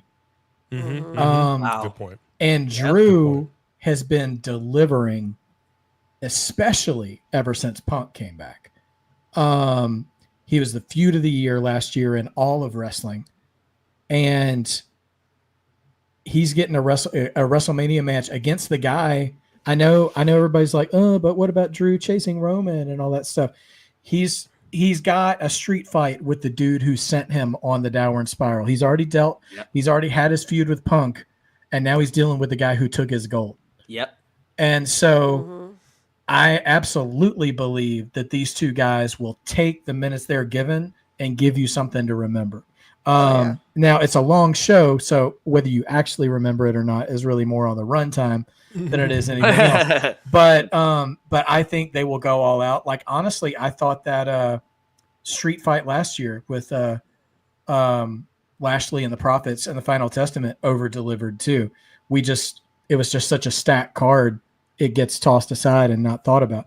But I think these guys are going to go hard, and I think it's gonna pay off. And I'm picking Drew because I think he has more of a future after this. But that also kind of goes in a little bit to my to some of my other predictions, because I think he's gearing up to go back to the top of the card again eventually. Wow. We'll just see who he challenges. Interesting. Yeah, I agree with that one. Big super chat by 3 Digglets, $50 from the super chat champion. He says, a world where Logan Paul is going after Jey Uso for the world title makes me sad as F. You got one guy who looks like he belongs in the ring and should go back to YouTube, and another guy who's going to be champ, and he looks like he doesn't belong in the ring. Yikes. Good gracious. Diglets. Way to just pour water on the entire. Why should Jey Uso go back to YouTube? I don't understand. This one over here. And then Corpse Strip says McIntyre. That's who he wants to win. In case you didn't know, that's who he wants to win. That's interesting. And as soon as I got done, 3 Diglets said, nope, one more. I'm not done yet. Damian Priest is trash. Basura. Here, take this internet trash talk I'm serving you. Gain some short-lived motivation and entertain me for once, Priest. I mean, there is precedent. Gunther did say he was basically Aladdin, riff-raff street rat a year ago. So he did say that. He did. Those were words that he said. And you know what? He did show up for that match. He did. He sure did. He nearly gave his leg to the WWE I was universe. going to say, and injured, and still gave us a hell of a match on an injured leg. He did. Yeah. Well, ladies and I hope I'm gentlemen, pleasantly surprised. we're coming down to the final 2 matches. And All right. I think these are probably the most important in terms for night 2. One of them, of course, triple threat for the Women's World Championship.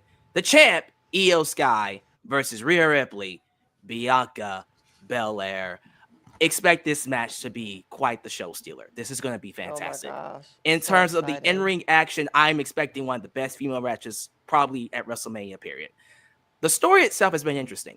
So it could have just been a regular big-time blockbuster Rhea Ripley versus Bianca Belair match, but Triple H chose to add Io Sky as a way to just go, whoa, little bit of a, dark horse in there, and they add the story of Rhea Ripley can't beat Io Sky, which makes this even more interesting. Now, despite them kind of going in circles with the build, it just kind of seems like they've been spinning their circles on it. I'm very intrigued to see what direction they're going to go in, because any one of these 3 can win the belt, and I'd be cool with it. They can keep it on Io, which would be wonderful, by the way. I love Io Sky. Or they can go with my prediction. They put it on Bianca Belair. Now, we all know Bianca Belair has herself a WrestleMania streak. She's undefeated. Every match she's been in, she's won. This could be another one. But they've been teasing. I think this is not spoiler alert, but they've been teasing a heel turn with her. It's become quite obvious. And I think it would be great if they capped it off here by having her win this championship. And hey, we can tie this into what happened with Naomi. And who knows, they can have her get involved and help her win. I'm just saying. But the thing is, I feel like Rhea's at that point right now where does she really need the belt right now? Like, she could always get it back later. I don't think Io Sky was put into this match to keep the belt. I think she was just there to protect whoever is going to not get the belt. She's there to take the loss. So it's either going to be Rhea Ripley or Bianca. I'm leaning on Bianca because I see a lot more coming from her, especially as a heel champion. Mm-hmm. I mean, that's just how I feel about it. But that's just my opinion. B, what do you feel about the ladies? Who you got winning? Uh-oh. Oh, wait a minute. What she got here? It's like signing day. She's going to the University of EST. That's what I'm talking about. Whip that hair back and forth. Is it clear, or do I need to actually say something? Because I got you. We got you. EST. And I absolutely want a Naomi interference. I want this to be full heel. We want to see. Yes, we want to see power on power with Bianca and Rhea and who could really go with no interference. But we're in a triple threat, so we're not even getting that anyway. So I love the idea of Naomi coming in and we just see full-blown heel Bianca. And even if she loses, I think it would be to Rhea, then Bianca and Naomi full-blown heel and just beat down everybody mad about the loss. But I'm going for Bianca. All right. Hey, you're up next. Steven, you're going to close. I'm going to step away for just a second, but I'm going to let you guys carry it for me. I will be right back. But, hey, let me know how you feeling about this triple threat. Who you got winning? Uh-oh. What's that sigh for? Whoa, wow. Oh, it's another sigh. This has never happened. Are you okay? I got Io Sky to retain. I got Io Sky to retain. Whoa. I got Io Sky to retain. I'm sorry. I got to listen to this. I got to disagree with you, homeboy. Wow. I agree with you, Alex. Rhea Ripley absolutely does not need this win right now. The fact that she interjected herself into this match. And I love how we talk about it. We talk about it under the K-Fab and we talk about it, work, shoot, whatever. Yeah. Rhea Ripley doesn't need this. That's true. Yes, we've been teasing a heel Bianca Belair. I don't know. It doesn't feel right for her to win the title and then turn heel. It doesn't make sense to me. It makes more sense if she loses and it is an Io Sky win and Bianca Belair, not unlike Naomi, sort of loses it at that point. There has to be, we talked about this, Stephen, a little bit. I need to see a Hawkeye snap into Ronin situation. You understand what I'm saying? Are we killing more younglings? I'm not saying we need to kill You just younglings. want to kill all the younglings. I'm simply saying, I'm not saying, You ain't never babysitting my kids. Like you hear CM Punk, Paul, trust me with his kids. Yeah, you don't want to trust me around your kids. I bring that lights, bring the dark saber. No, like Bernie Mac messed up them kids. I'm telling you, in the throat of the stomach. No, legitimately, you need something as a heel. If you're really going to go heel, and we've seen shades of it. I mean, look, if you put up that graphic, Alex, one more time. Yes, sir. Please. I got you. Okay, if you put up this graphic one more time, take a good look at Bianca Belair's face. There's something sinister that's brewing in that face. You see Rhea Ripley, she looks angry, but she doesn't come off as a heel. But Bianca Belair, I'm looking at her face and I'm like, you don't look right. There's something wrong. There's something I know we use a lot of metaphors and movies and stuff. This is legitimately giving me Emperor Palpatine feels. Wow. As in we're turning and y'all just don't know it yet. And I don't see her winning the title and then turning heel. It doesn't make sense. Something has to happen Oh, to make her go all to the make way. her go all the way heel. Gotcha. And like you feel what I'm saying? Well, Yeah. she was heel already. Everyone's booing her, and And, she's talking crap to everybody. But it's not enough. And it's No, also, yeah. for my money, it's not enough for Rhea to just win, because they've been blowing off Io Sky like she don't matter. And to have Io Sky, the very thing, like they're like, Io Sky is just a gnat that's just, we're just like doing this to. Yeah. And to have that gnat give you malaria and take you out, that's enough to do you feel what I'm saying? Yeah. Yeah. So that's why my money is for Io Sky to retain, and then we get a heel Bianca Belair. Wow. Okay, Steven. Well, what do you feel about that? Well, so this is this is my most anticipated match of the entire WrestleMania. Of course. I'm looking forward to this more than anything. This has been a very well built match. I mean, and Io is not a third wheel in this match. Like, she has been an integral part of this feud since before Elimination Chamber. Like, since before Elimination Chamber, she has said, "I want to be at WrestleMania." Yeah. And so she tries to qualify for the Elimination Chamber, but who screws her? Rhea. And so Rhea, trying to be cool, is like, "Hey, I'm so sorry. You're not going to Elimination Chamber to challenge for my title. I'll give you a title match to make it up to you, the night after." And like, cool. Well, Bianca wins the Chamber. Io gets her shot, and she makes good, and she wins the title, and she is going to go to Mania. Now we have Rhea Crybaby Hogan, who made her bed and has to lay in it, and somehow WrestleMania 9, Hulk Hogan crybabies her way into the title match that wasn't asked for. I know the real reason is because she's got star power, and you're not going to leave her off the card, let alone not in the title match, realistically, business-wise speaking, because she's mega over and all that stuff. But she's got no claim to this title. She's got no claim to winning, and I don't want her touching that belt at the end of that match. I don't want her coming anywhere close to winning that match. Not necessarily that she has to take the fall, but I'll be hot if she wins that title. And that'll tell me a lot about how WWE views the star power of their women in their division. Yeah. So that's Rhea. The only way, and I don't think they would do this, but this is just a hypothetical. The only way I would even be okay with Rhea winning is if she blatantly cheats, and because she wants to be champion again that bad. And we end up with a Rhea heel turn. But I don't think she's never been that kind of a heel. Yeah. Right. So I don't think she'll start now, but that's the only way, because she literally doesn't have a logical leg to stand on for being in that match. She has just butted her way into a place she wasn't invited. And so she would have to be underhanded to win, logically, to me. Now, Bianca, I know she's wearing black. She is, but you know what? She's more, this is going to sound so weird because they're so different as characters. Yeah. I'm not seeing a heel Bianca right now. Now. That's fair. I'm seeing Stone Cold Bianca Belair, who comes out, tells nothing but the truth. Boo me if you want. I've still got my hands are rated E for everyone. So I'll smack around anybody. I don't care. I love that. I like And that's exactly how I view the Street Profits too, to be honest. Is like, we're just tired of our happy-go-lucky characters being taken advantage of, and we're not doing that anymore.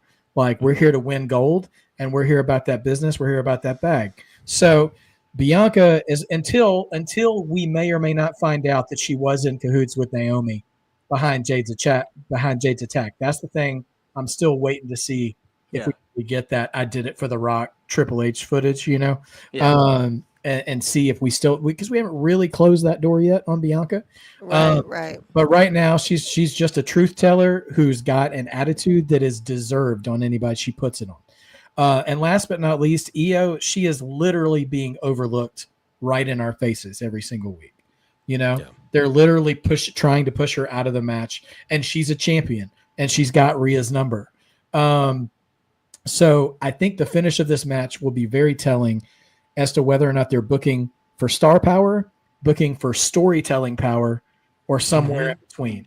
Rhea is the star power. Io is the storytelling power, because they've been telling her story since early March or even late February. And Bianca is both. she's got storytelling and she's got star power. So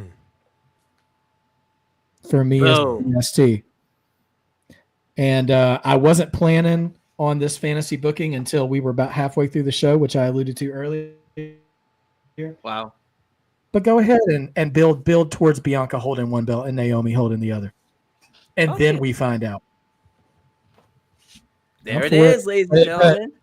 Regardless of what they do with Naomi, I think it's Bianca's night because I just don't think they'll do that for Rhea this way. And but real talk, if Io wins, I'll be so happy because like that's so vindicating that they've both pushed her to the side, and she shows up at the grandest stage of them all and says, "I'm sorry, which one of y'all has a belt? Oh, neither of you, because it's me, because I'm the champion." And she does that thing again in their face. Like I'll be all for it. I'll be all for it. We all know Io can perform. We all know this. These are 3 performers in here. So, yeah, absolutely. Yeah, the spots they're going to do together are going to be a lot of fun, I'm sure. Yeah.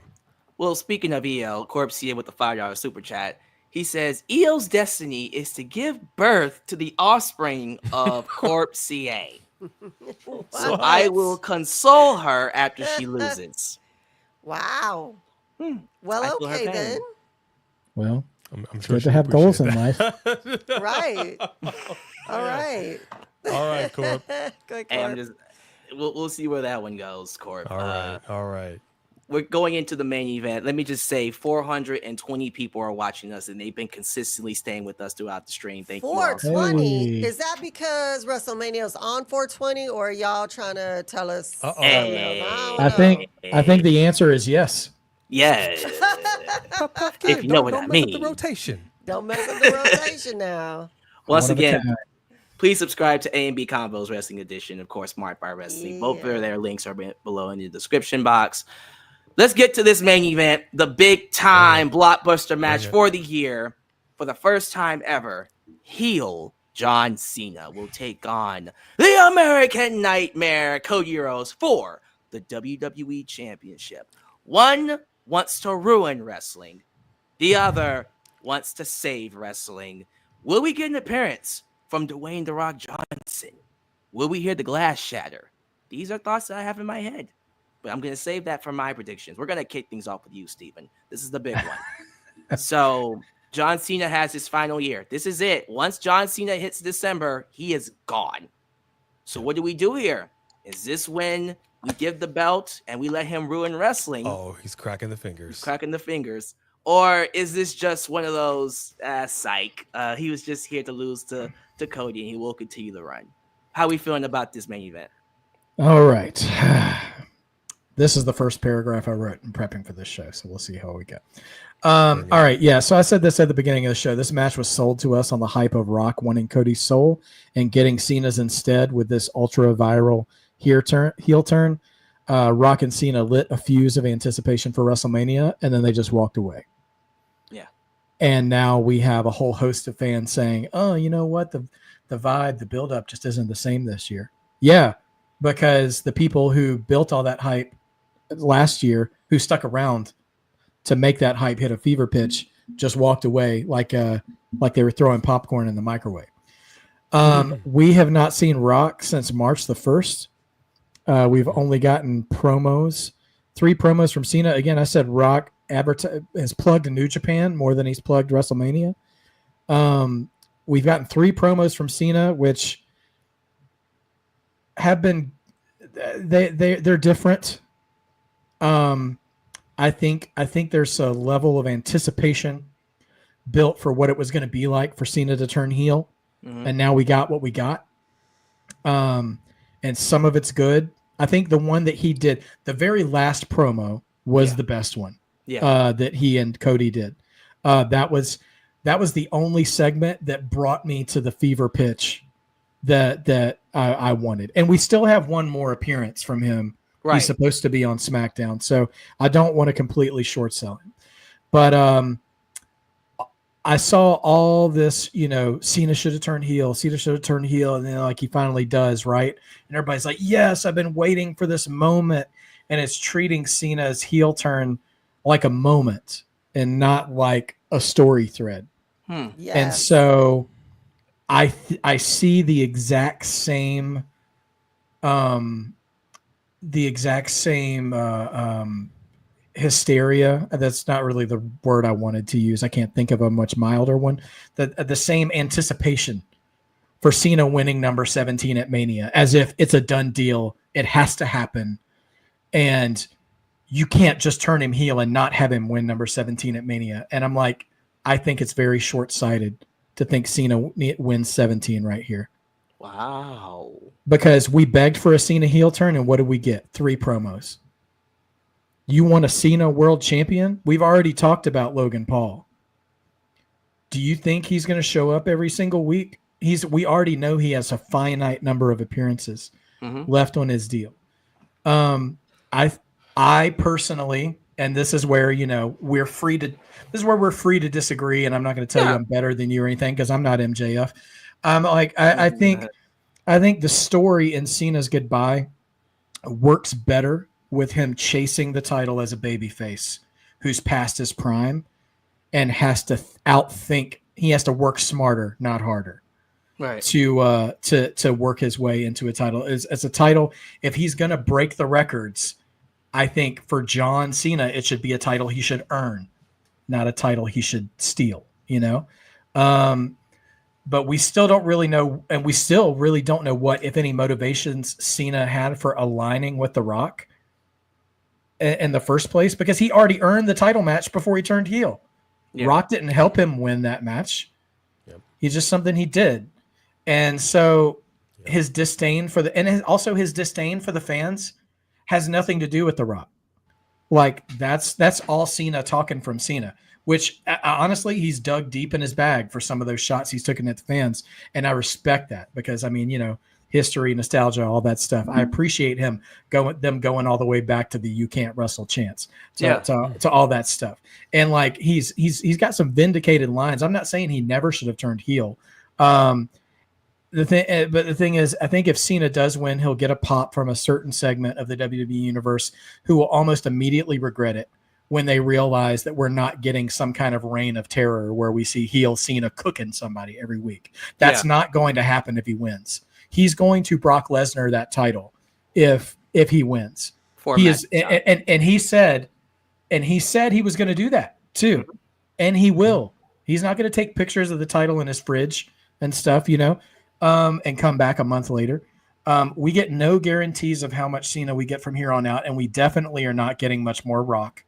On the other hand, if Cody wins, he's already got feuds lined up down the line.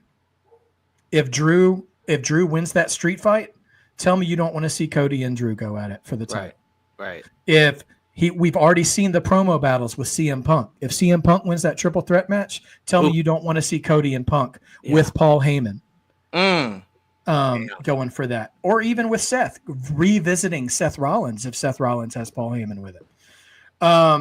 Randy Orton for obvious reasons, and Roman still wants his title back. All this stuff is lined up for Cody, and honestly, I think Gunther's a possibility too if he drops the belt to Jey of jumping over. If The Rock wants to wrestle him too, Yeah, I mean, if The Rock really does want to put on the boots, that's still there too. Yeah. So I'm going to say it. And I don't care who disagrees with me. Cody must win. My prediction is Cody Rhodes. Because, and I'll also say one more thing.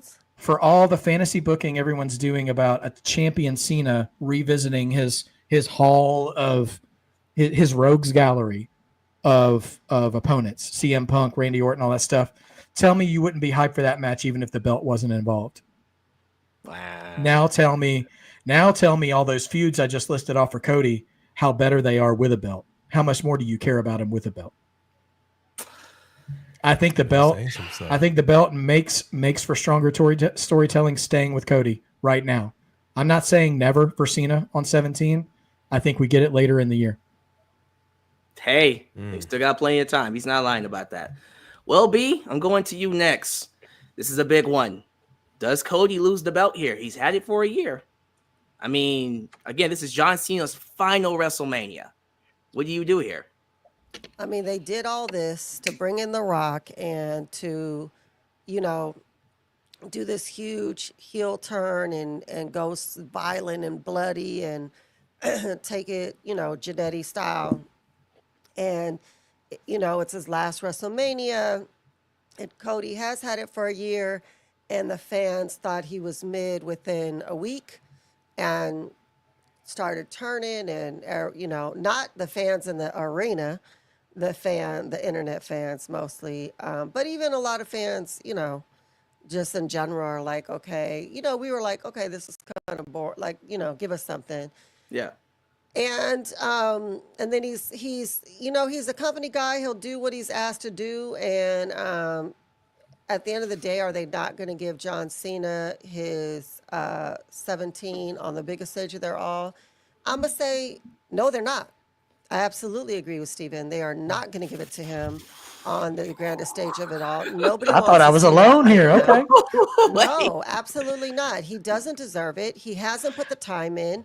You did not do what you needed to do to make us feel like you should get this. You will get it. I agree. They're going to give it to him, but they should not give it to him now. So I absolutely agree. I think that if they're smart, The Rock will show up Friday night and him and John Cena will beat the hell out of Cody again. And it will look like Cody has no chance in hell. And then The Rock will be in his corner at WrestleMania, because if you're not, then don't bring your ass around here no more. Sorry. But yeah, Cody's going to pull out that victory again. These points are being made strongly, eh? Well, do you agree or do you disagree, homeboy? All right. I need to ask a question, and Alex, I think you have your finger on the pulse, your nose to the ground. I heard a rumor, possibility, a chat. This upcoming SmackDown, is John Cena supposed to make an appearance? Yay or nay? Do we know? Yes, that is confirmed. He is going to be on that- SmackDown. That's been announced on TV. Okay. All right. Here it is. I'm pissed. Uh-oh. Okay. I'm pissed. I just checked The Rock's Instagram feed just real quick while she was talking. I just wanted to see if he put something up before I misspoke. He had a New Japan Pro Wrestling shirt on. Mm-hmm. He's messing with a Rubik's Cube. I think it's fair to say the mass majority of us in this live today have at least once played with a Rubik's Cube. I don't know if any of us have ever beat it, but the reality of a Rubik's Cube is it's difficult. It's difficult to figure out. So I looked at that like we've been trying to figure out how to make this happen for a while. And it's this kind of this puzzle because they have also got a thing with AEW, and whether or not they actually have forged a deal or they want it, like whatever, I don't know. I don't care. But the point is, The Rock put it out there. He did. He should have had a WrestleMania Vegas shirt on. Absolutely. Yeah. Without even saying anything. You've given us nothing. You've given us nothing. I commented on that too, and I'm like, "Hello, do you have a calendar? Exactly. Do you know what today?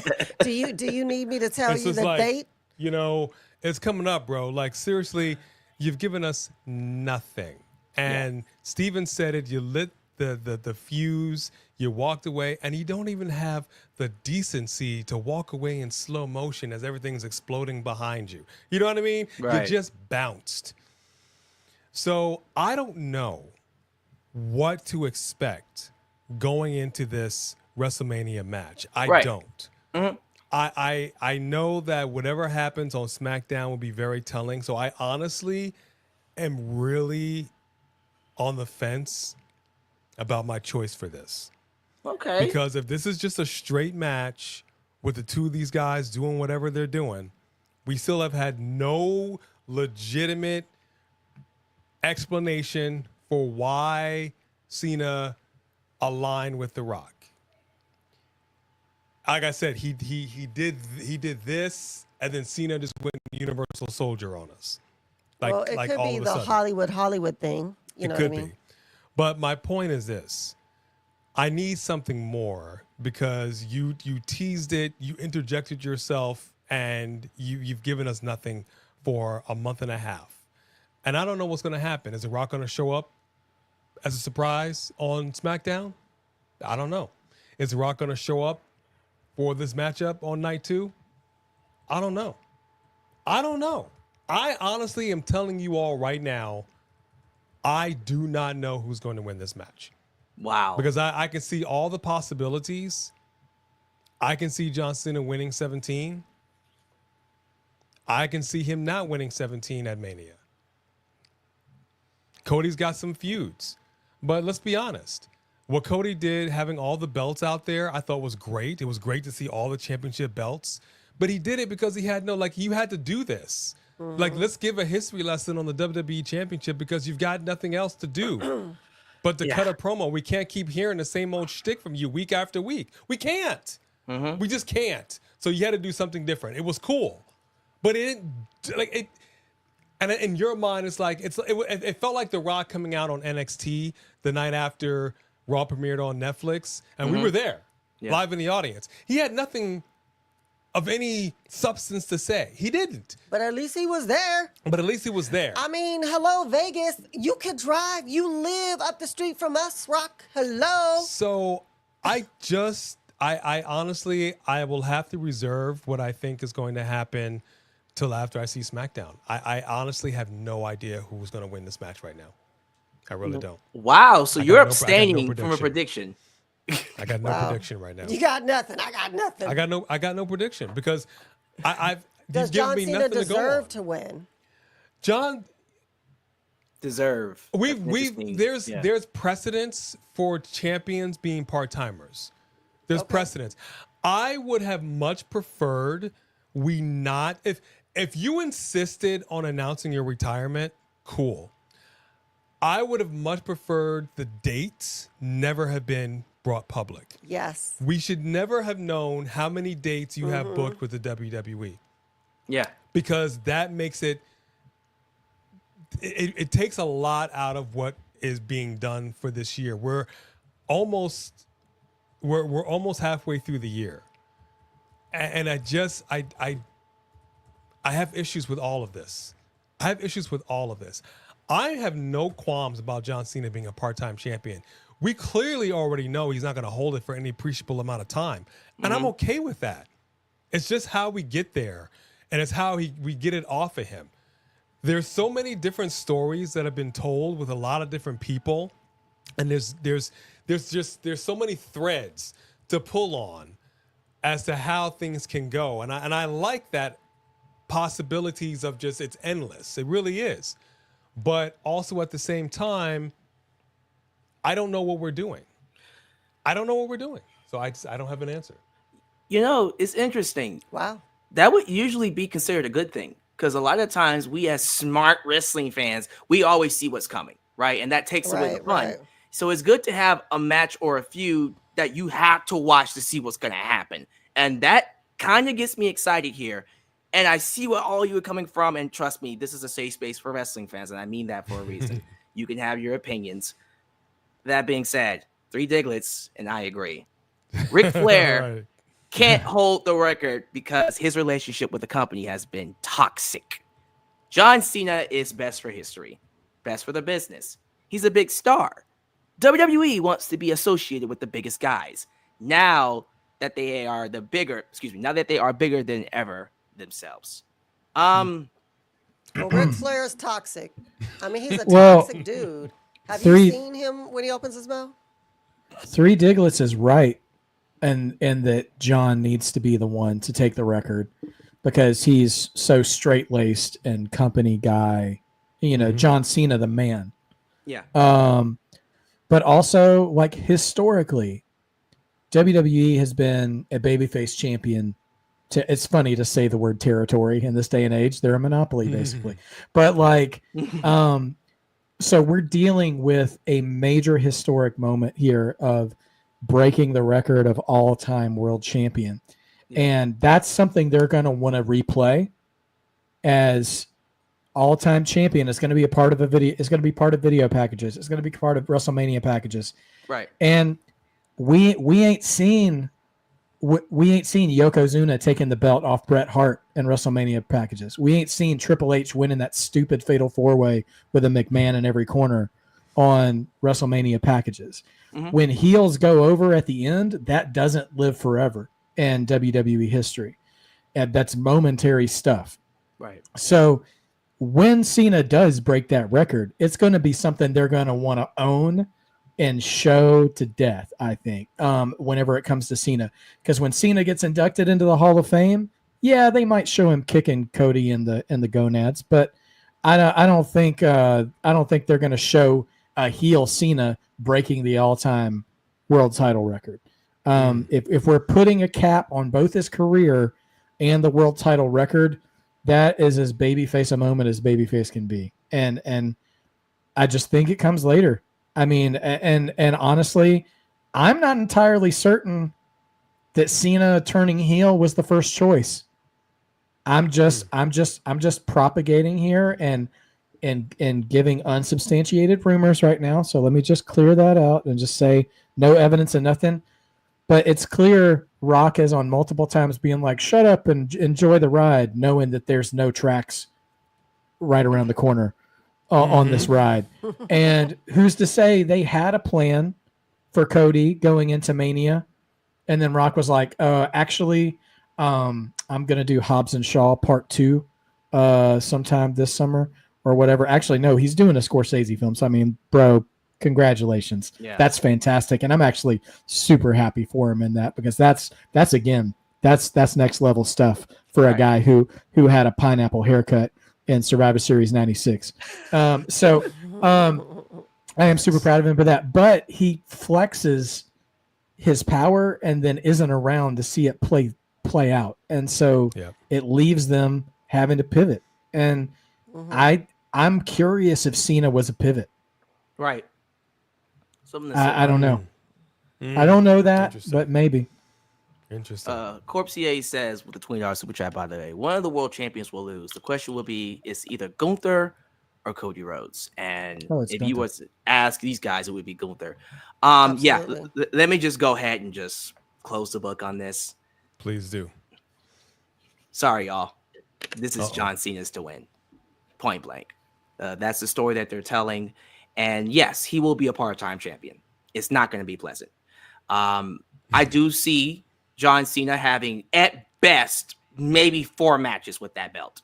One of them is going to be in St. Louis against Randy Orton. You got to do that match one more time before he calls it. Yes. SummerSlam, I am predicting that will either be CM Punk or another match with Roman.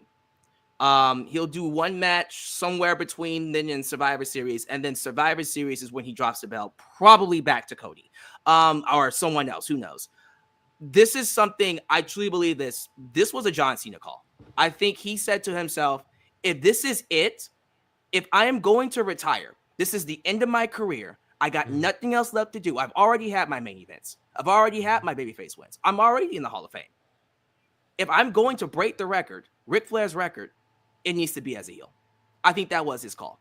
I think if we're speculating about whether it was going to be Cody or John Cena turning heel, if that did happen, I guarantee you Cena went up to Rock and said, let it be me.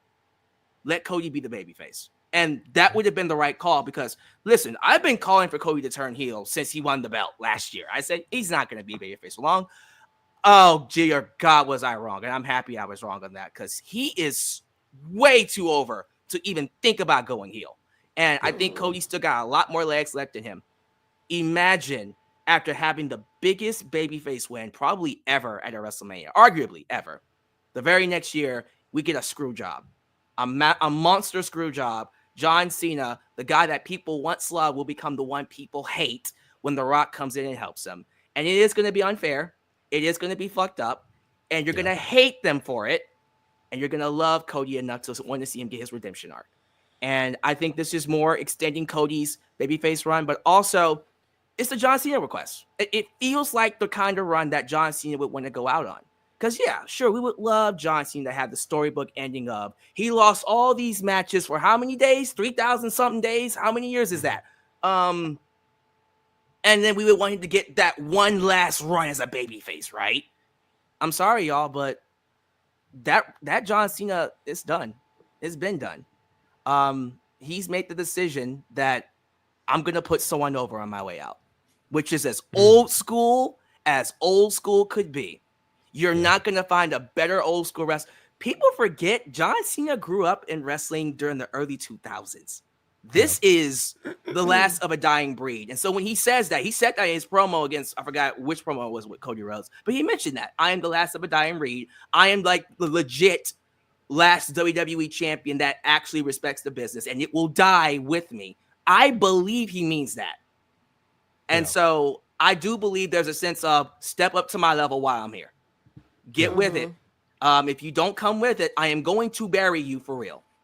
And I feel like for me, as much as you guys and others would like for him to have that babyface run and win that championship one last time for nostalgia, this feels appropriate.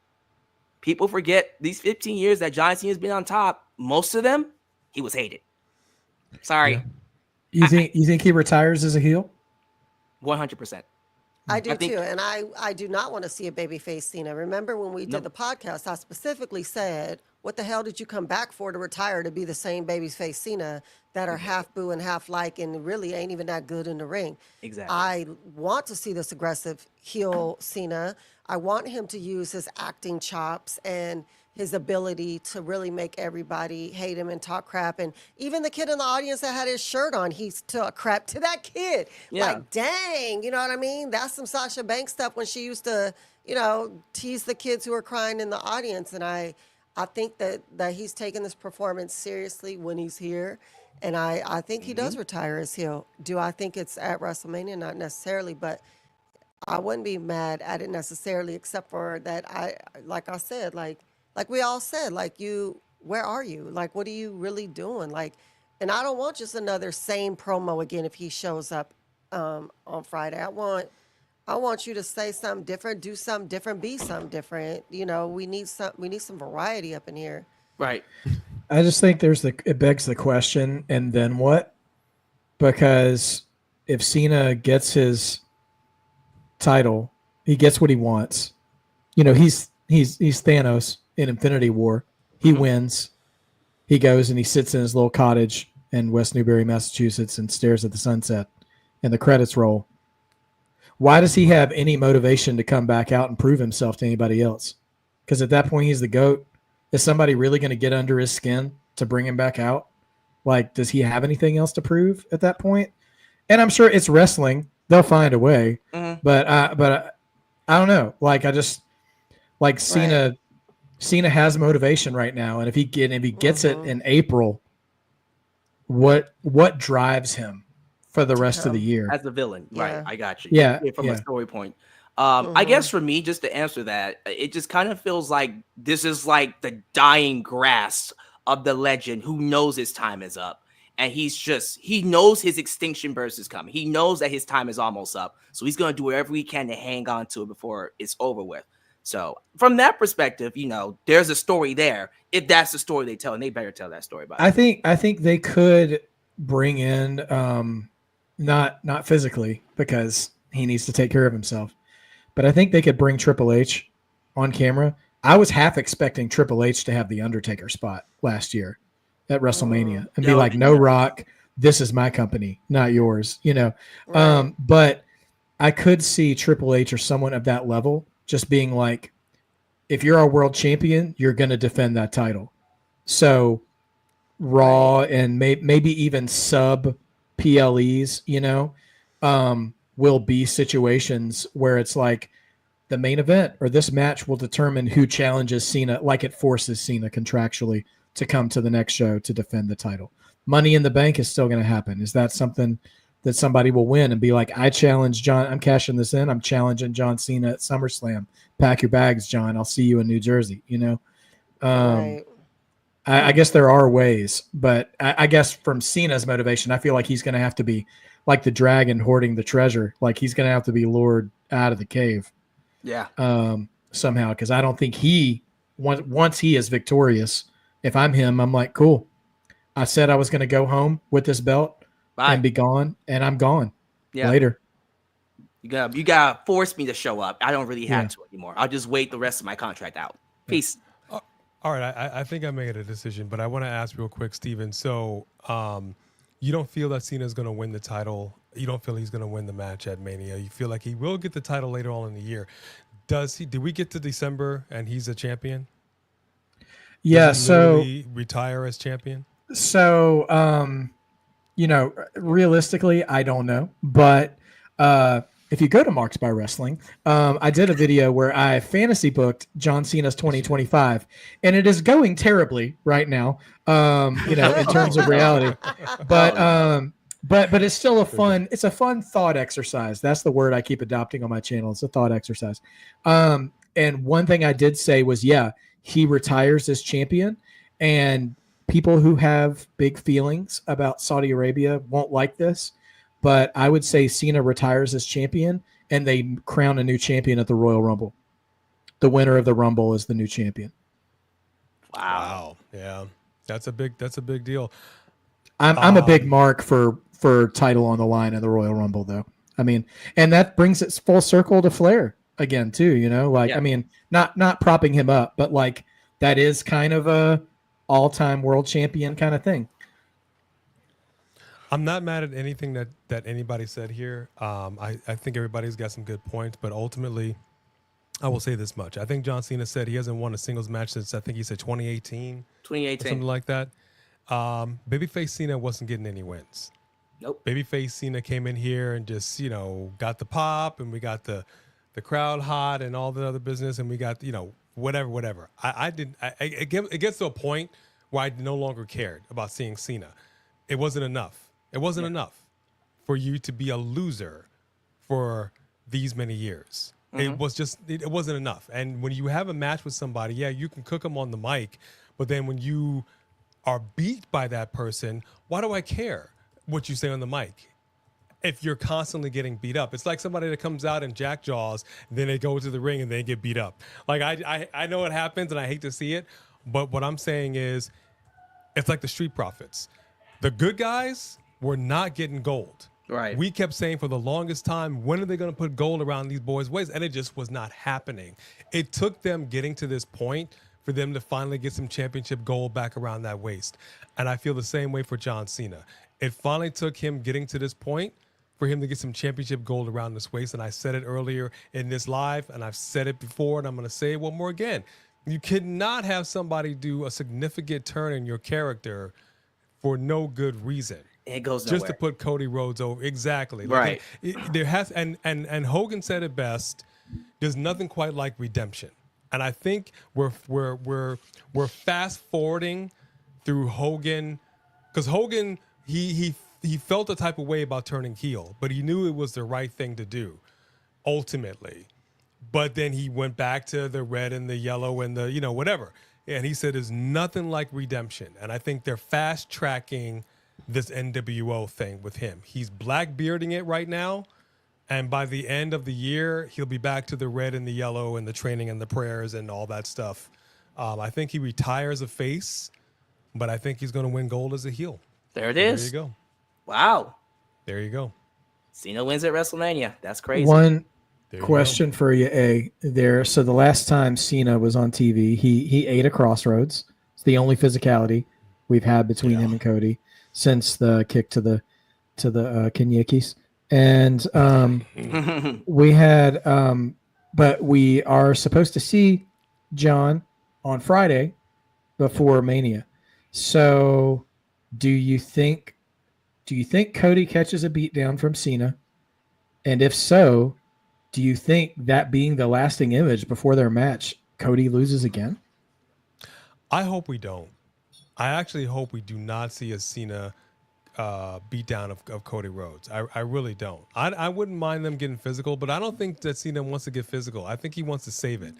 And also, my other thought on this is Cena is no spring chicken. Okay. Obviously he's smaller, and I'm not saying he did the same vitamins that Hogan did. Oh, come on. I'm not. I don't want to say that in this Hey. live. Oh, come on. Well, not the same ones. I mean, they're 20 years I don't apart. wanna say that in this live. He took better ones. But I will More say, advanced. I will say Yeah. this much. To anybody that takes a specific type of vitamins, their body is injury prone. And we've seen that with Cena. Yeah. Your recovery is quick, but your injury is what it is. It's severe enough to take you out. Yeah. So but the thing about taking those type of vitamins is you'll have a small window where you're at peak performance, and then your body's like, no more.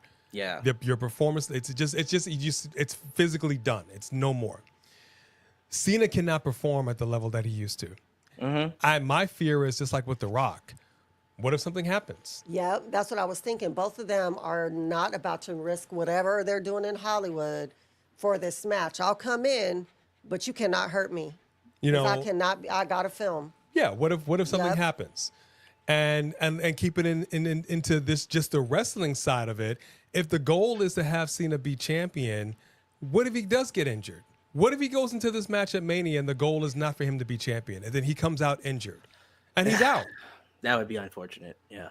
So that's Yeah. what I'm saying. Like, you don't know. You just literally don't know what's going to happen. It's a live event. Anything can happen. Right. It might not, but anything can happen. You just had a match set up with Orton and KO, and KO was like, yeah, this right here, I'm out. Right. And I've been wrestling with this for a while. Yeah. That's not what Cena's going to do. He's just not. Well, so the first Cena Rock match, didn't Rock tear his pec like a couple minutes my into the point match? exactly.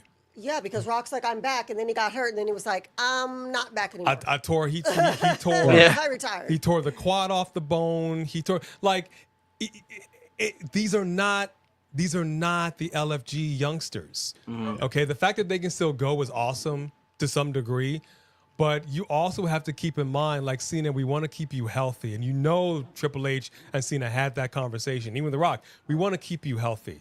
We want to keep you in this match, and we want you guys to have a good match. But what if he gets injured, and then everything changes, and the goal is for him to be a 17-time world champion? But damn it, now you're he's injured hurt. and you're out for the rest of the year. I mean, what will happen to the Hot Wheels movie? See, that's what I'm. That's. So this is what I'm saying. If you're gonna pull the trigger, you gotta pull the trigger, Right. and I think it has to happen now. And Just in case. just in case, yeah, this has to be a just in case. That's crazy. But I Yeah. see it. I hear it. Three Diggers adds in, he says, and here's the best part. People are going to cheer the hell out of heel John Cena during the match. It'll be Hogan and Rock all over again. Brother. Sure. Hey, I'm the only Walk off to the reaction. crowd. I'm the only reaction on the internet where I cheered when he went heel. I didn't see any other reaction that way. They all went shocked.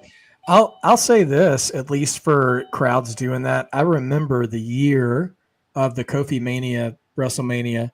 The NXT takeover that night was the 2 out of 3 falls match between Adam Cole and Johnny Gargano after Ciampa's neck went out and he had to vacate the title.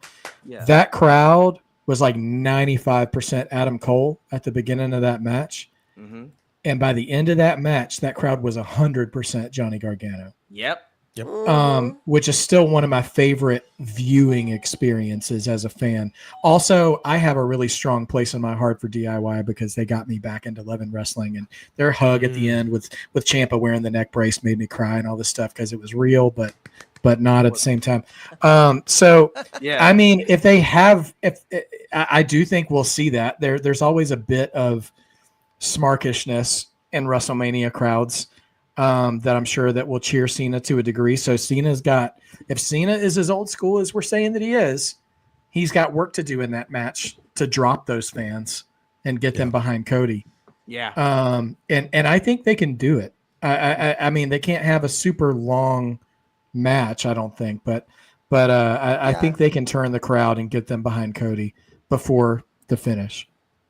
But I'm telling you all right now, if we don't have a Rock appearance at WrestleMania 41, dude, you're not going to. At this point, I kind of don't want to see him, to be honest. I mean, that's just me. Yeah.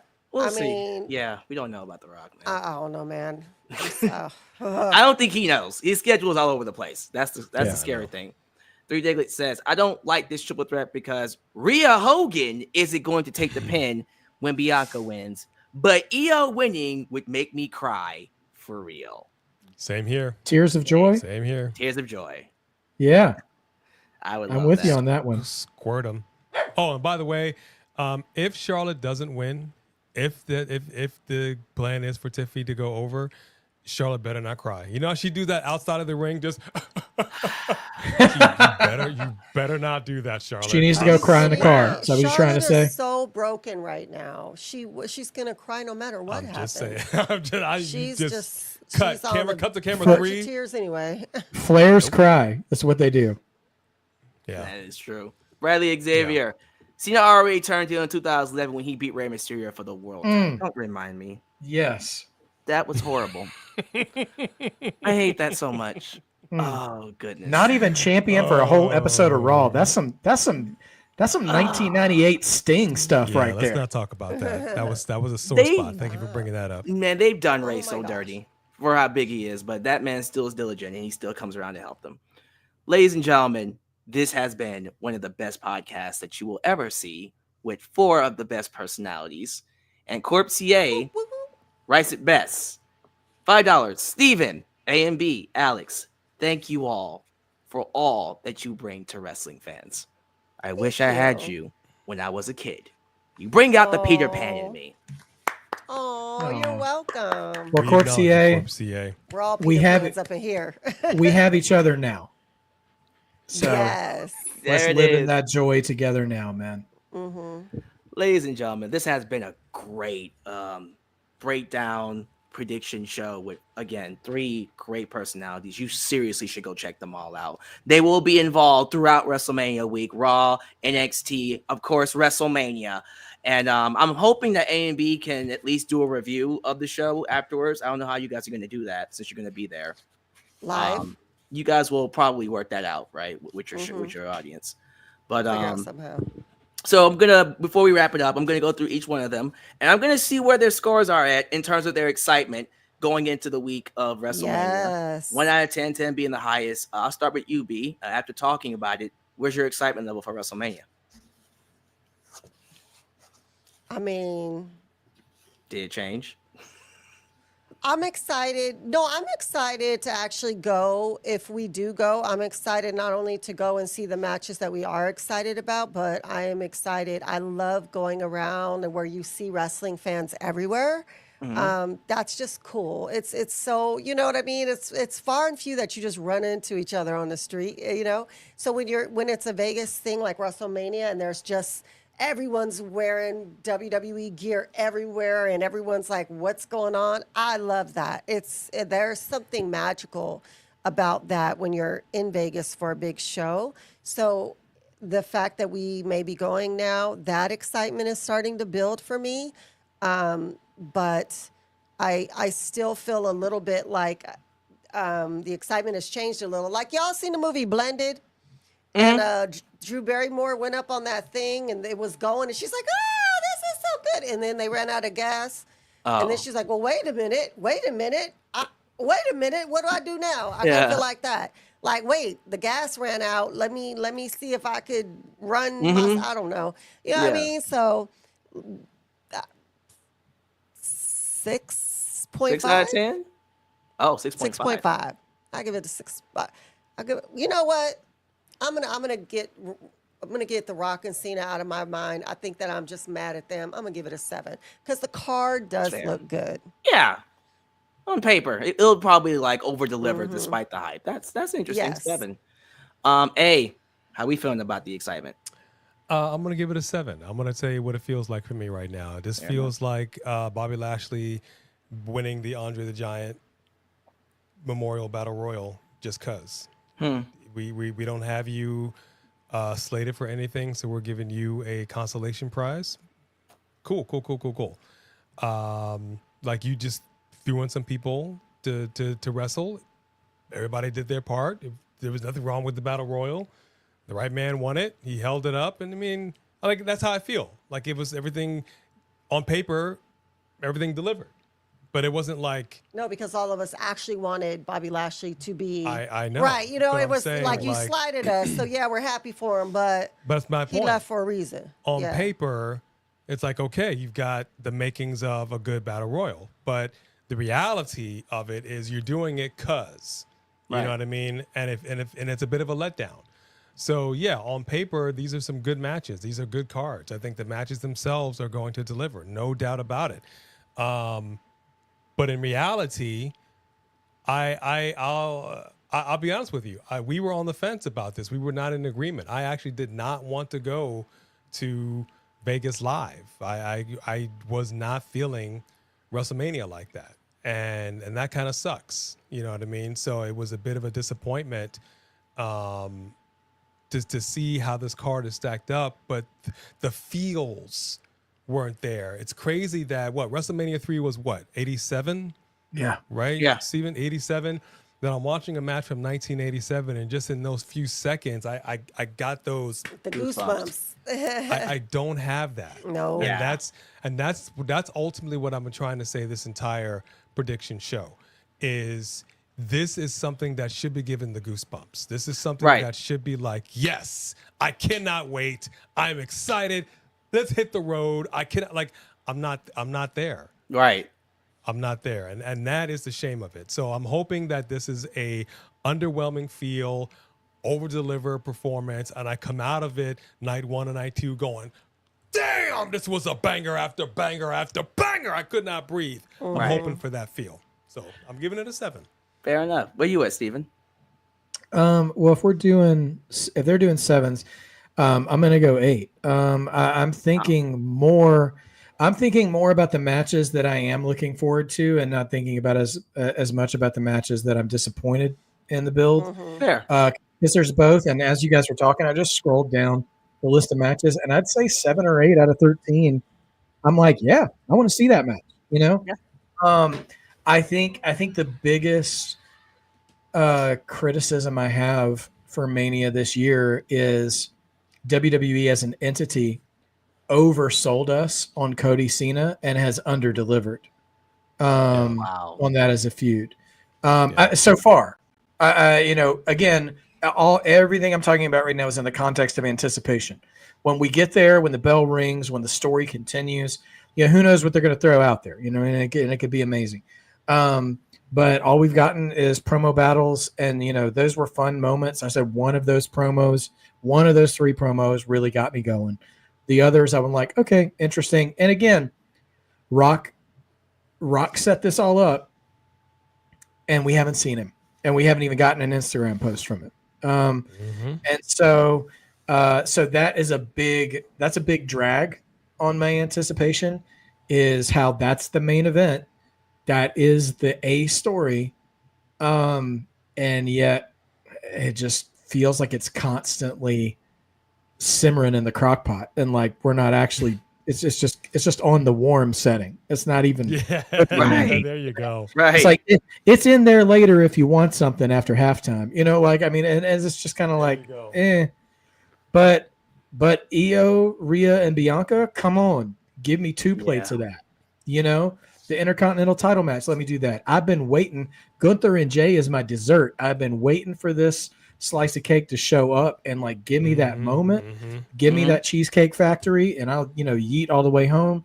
And it's going to be great. And listen, Roman, Punk, and Seth, I know we're going to do something special. We don't even know what Charlotte and Tiffany are going to do, at this point. Right. And then to add Jade and Naomi, like we talked about, even the lower card. This is what kind of excites me, is that the lower card is low key stacked with what people can do. We talked about Ray and El Grande. We talked about Jade and Naomi. Like, so there's a lot of possibility here. However, at the top, it's a little, I wouldn't call it lackluster. It's just they just didn't put as much in it as they normally did, because last year Rock was there a lot, and Roman was doing a lot of heavy lifting, and they were really driving forward this thing. Then Seth got involved, and like they were really putting a lot of cooks in the kitchen on that one. And so for that to come back down to just a one-on-one match that was teased to us like it was going to be Cody versus the world a little bit, something's missing there. But I have enough faith in their long-term plans and stuff that we'll get something worth digesting at Mania. But if the promise is coming from Rock's mouth, I'm not going to believe it anymore. And I will say real quick, who won this year's Royal Rumble? I don't Jey know. Jey Uso. Uso, Jey Uso. Who did he kick out? John John Cena. Cena. John Cena just showed up. John Cena gave us nothing before the Royal Rumble. You're just doing it on your star power. It wasn't enough for me. It wasn't enough for me. I didn't care. I know who you are. I needed more. You've got these guys in here every week putting in this work. I know you're busy. I know you're part-timer. I get it. And that's why I was happy that Jey Uso actually won instead of John Cena, because I didn't feel like John Cena deserved it. Really? Yeah. At the end of the day, you weren't here. You Right. gave us. You didn't have the time. And I've said this constantly. You've got your phone in your hand, my brother. I know you're not on set 24 hours a day. I know this. You have the time to do something, and you choose to do nothing. Man. So therefore, why am I invested in you if you're not even invested in you? Amen. Facts. That's all I gotta say. Yes. Three Kings says it like this: Rock has been giving us blue balls since the Raw after WrestleMania last year, and I'm sick of him at this point. Bro. Three Kings probably says a lot about how everybody else feels about The Rock. So, just to kind of wrap it up, 8.5 for the matches, 5.5 for the hype. Together, that adds Fair. up to about 7 out of 10. There it is. I think, Fair. like Steven said earlier, by the time we get to Raw after WrestleMania, we'll be very happy with what we got. That's what I'm hoping for. We'll forget all about the hype. We'll be like, I don't know what the hell we were complaining about. That show was amazing, one of the greatest of all time. And I think when we start getting the road going towards Backlash and what happens at WrestleMania 42, ultimately we're going to be okay. I still think there's a lot of story to tell with whatever they decide to do. And that ultimately is what matters, is the long term. So I would like to go ahead and thank all of you for joining me for this live stream. And I know it's time to go. I hate to let these guys go, but these guys got other things to do. They got puppies to take care of. This guy got business to do. So do I. So as we wrap it up, A and B, tell them what's going on this week for you. Tell them where to find you and how we can stay in contact with you. Woo. Okay, first and foremost, you already know your boy and your girl gonna be live from Monday Night Raw tomorrow night. Yeah. Right here, keep it locked. We may or may not be live for Friday Night SmackDown. We are actually discussing. We have tickets to WrestleMania, and we literally need to make a decision within the next 24 hours about what it is that we're going to do. Either we're going or we're not. So if we tell you we are not going to be live for Friday Night SmackDown, that only means one thing. We done hit the road to Viva Las Vegas. We might be able to still go live. Why can't we go live in Vegas? I mean, we could set that up. So we might still go live from Vegas. We see no. Why? We'll talk about it. We'll talk about it. Off air. That's cool. What about you, Steven? What you doing for WrestleMania week? Yeah, man. Okay. Well, listen, I'm live every Tuesday for NXT. So come join me. We got the best women's wrestling in the world and some hot stuff going on in the men's division as well. So I'll be live for NXT on Tuesday and live Saturday morning for Stand and Deliver. Saturday morning where I'm at. And then if our brother and sister A and B are live in Vegas, I'll be live all weekend for Mania Night 1 and Night 2. So y'all can come join me, and we can keep our eyes open for A and B going live as well when they're popping in during the show. So, but I'm a church man, so I won't be around for SmackDown. That's Good Friday on our calendar, so I won't be here for SmackDown, but I will be here pretty much all day Saturday and late Sunday afternoon. And when it comes to this channel, you already know how we do it. Live Raw, of course, yes, I will be talking about the other company on Wednesday because Athena and Mercedes Moné. That's all I'm going to say about that. I will be live for Friday and the Hall of Fame. But this weekend is a big weekend for Three Deglets because he is going to be defending his championship.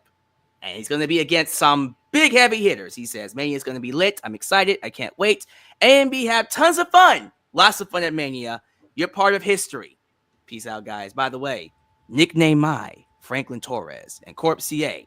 Be ready to catch this fade. The champ has spoken. And we're going to end it with He's that. the QB. Seriously. Thank you all so much. For real. As always, this will always be a safe space for anybody that loves wrestling. And it will always be a safe space for wrestling fans like you. This is Alex, Steven Sanchez, and A&B Convo signing out right here in Alex's World. We're out. Peace. When you're